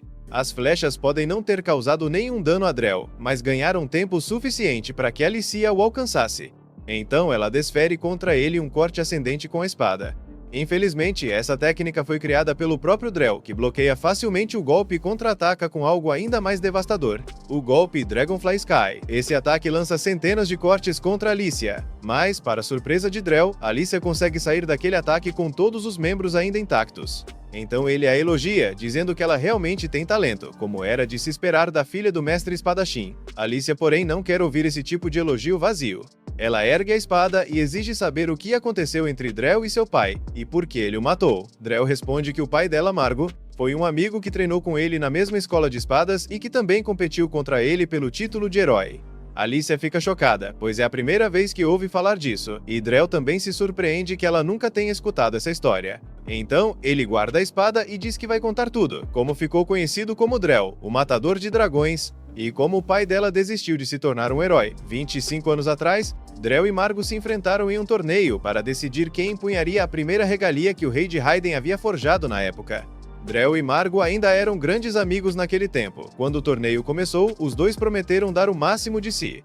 No fim do duelo, Margo saiu vitorioso. Embora Drell ficasse profundamente decepcionado por perder a chance de se tornar herói, ele ainda teve espírito esportivo e parabenizou Margo pela vitória. Assim que foi declarado campeão, Margo recebeu oficialmente o título de mestre espadachim, além da regalia. Foi dito a ele que, a partir do momento em que aceitasse a espada, deveria cumprir os deveres de um herói, enfrentar as bestas sombrias e proteger a humanidade. Margo aceitou os termos. Então o rei lhe entregou a regalia, e assim que a retirou da bainha, sentiu o poder percorrer seu corpo. Mas o rei explicou que, apesar de poderosa, a regalia ainda estava incompleta, e Margo precisaria finalizá-la por conta própria. Ao perguntar o que isso significava, o rei explicou: toda regalia possui uma alma, e a primeira coisa que for morta pela lâmina terá sua alma aprisionada dentro dela. Por isso, Margo deveria escolher sua primeira presa com sabedoria. Algum tempo depois, Margo e Drell se encontraram em uma taverna próxima para discutir os planos futuros. Margo disse que pretendia formar uma força de expedição para sua primeira missão, de modo a lidar com ameaças menores primeiro, já que seria desastroso se uma simples besta sombria fosse o primeiro sacrifício de sua regalia. Falando em primeira presa, Margo contou que estava pensando em enfrentar um dos dragões do norte. Assim que Drell ouviu isso, levantou-se em pânico e o alertou para não fazer nenhuma loucura. Ele entendia o desejo de Margo de aprisionar uma alma poderosa em sua regalia, mas os dragões do norte eram servos do Senhor das Bestas Sombrias, Van, e enfrentá-los naquela época seria uma sentença de morte garantida. Além disso, os dragões viviam nas Montanhas Geladas, e Margo jamais conseguiria atravessar aquele terreno hostil com uma regalia incompleta. Mas Margo insistiu que essa era a única escolha possível, se ele realmente pretendia, um dia, enfrentar um Senhor das Bestas Sombrias. Drell já duvidava das chances de Margo contra um dragão comum, e a ideia de lutar contra um Senhor das Bestas Sombrias parecia pura insanidade.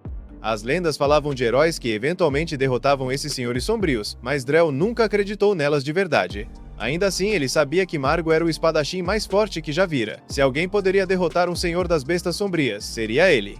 Margo levantou e disse que eles precisavam começar os preparativos para a expedição. E embora estivesse confiante de que poderiam derrotar um dragão, a realidade acabou sendo bem mais dura do que ele imaginava. As condições das montanhas nevadas eram extremamente severas, e embora tenham encontrado um dragão rapidamente, o dragão também os avistou. Ele girou no ar e lançou sobre eles uma rajada de ácido inflamável. Esse único ataque aniquilou toda a equipe da expedição.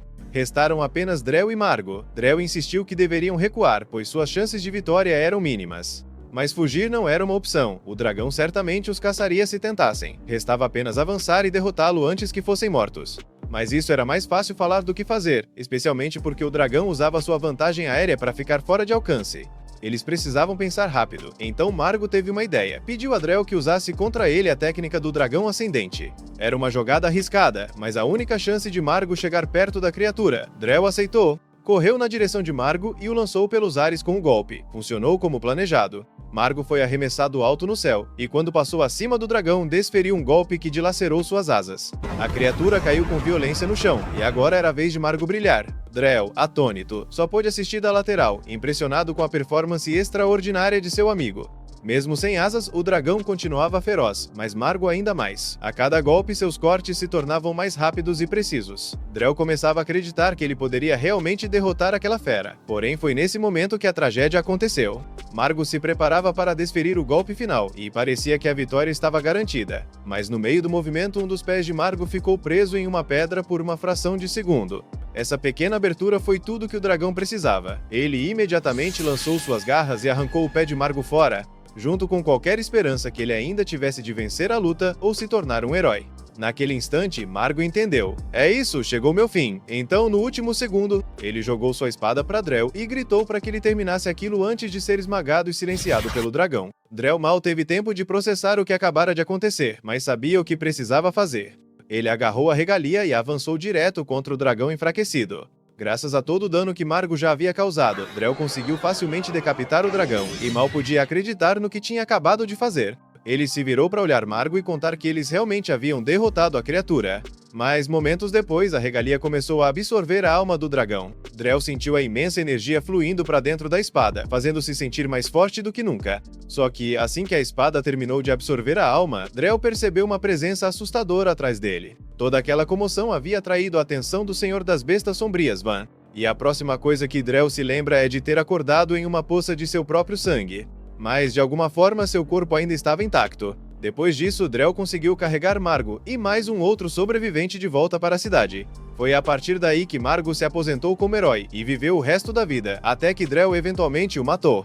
No entanto, mesmo depois de receber o título de Matador de Dragões e se tornar um herói, as dúvidas de Drell sobre as lendas dos heróis nunca desapareceram. Ele acredita que essas histórias estão cheias de mentiras e que as informações mais importantes sobre elas estão sendo escondidas pela família real. A rainha não faz ideia do que Drell está falando, mas a essa altura não existe nada que ela possa dizer para convencê-lo do contrário. Alicia então pergunta se ele acha que a magia é o que foi escondido das lendas, e Drell confirma. Ele diz que é isso que as vozes em sua cabeça vêm lhe dizendo desde o dia em que encontrou Vordan, e ele sabe exatamente o que precisa fazer agora. Drell usa magia de necromancia para invocar o esqueleto de um dragão morto-vivo.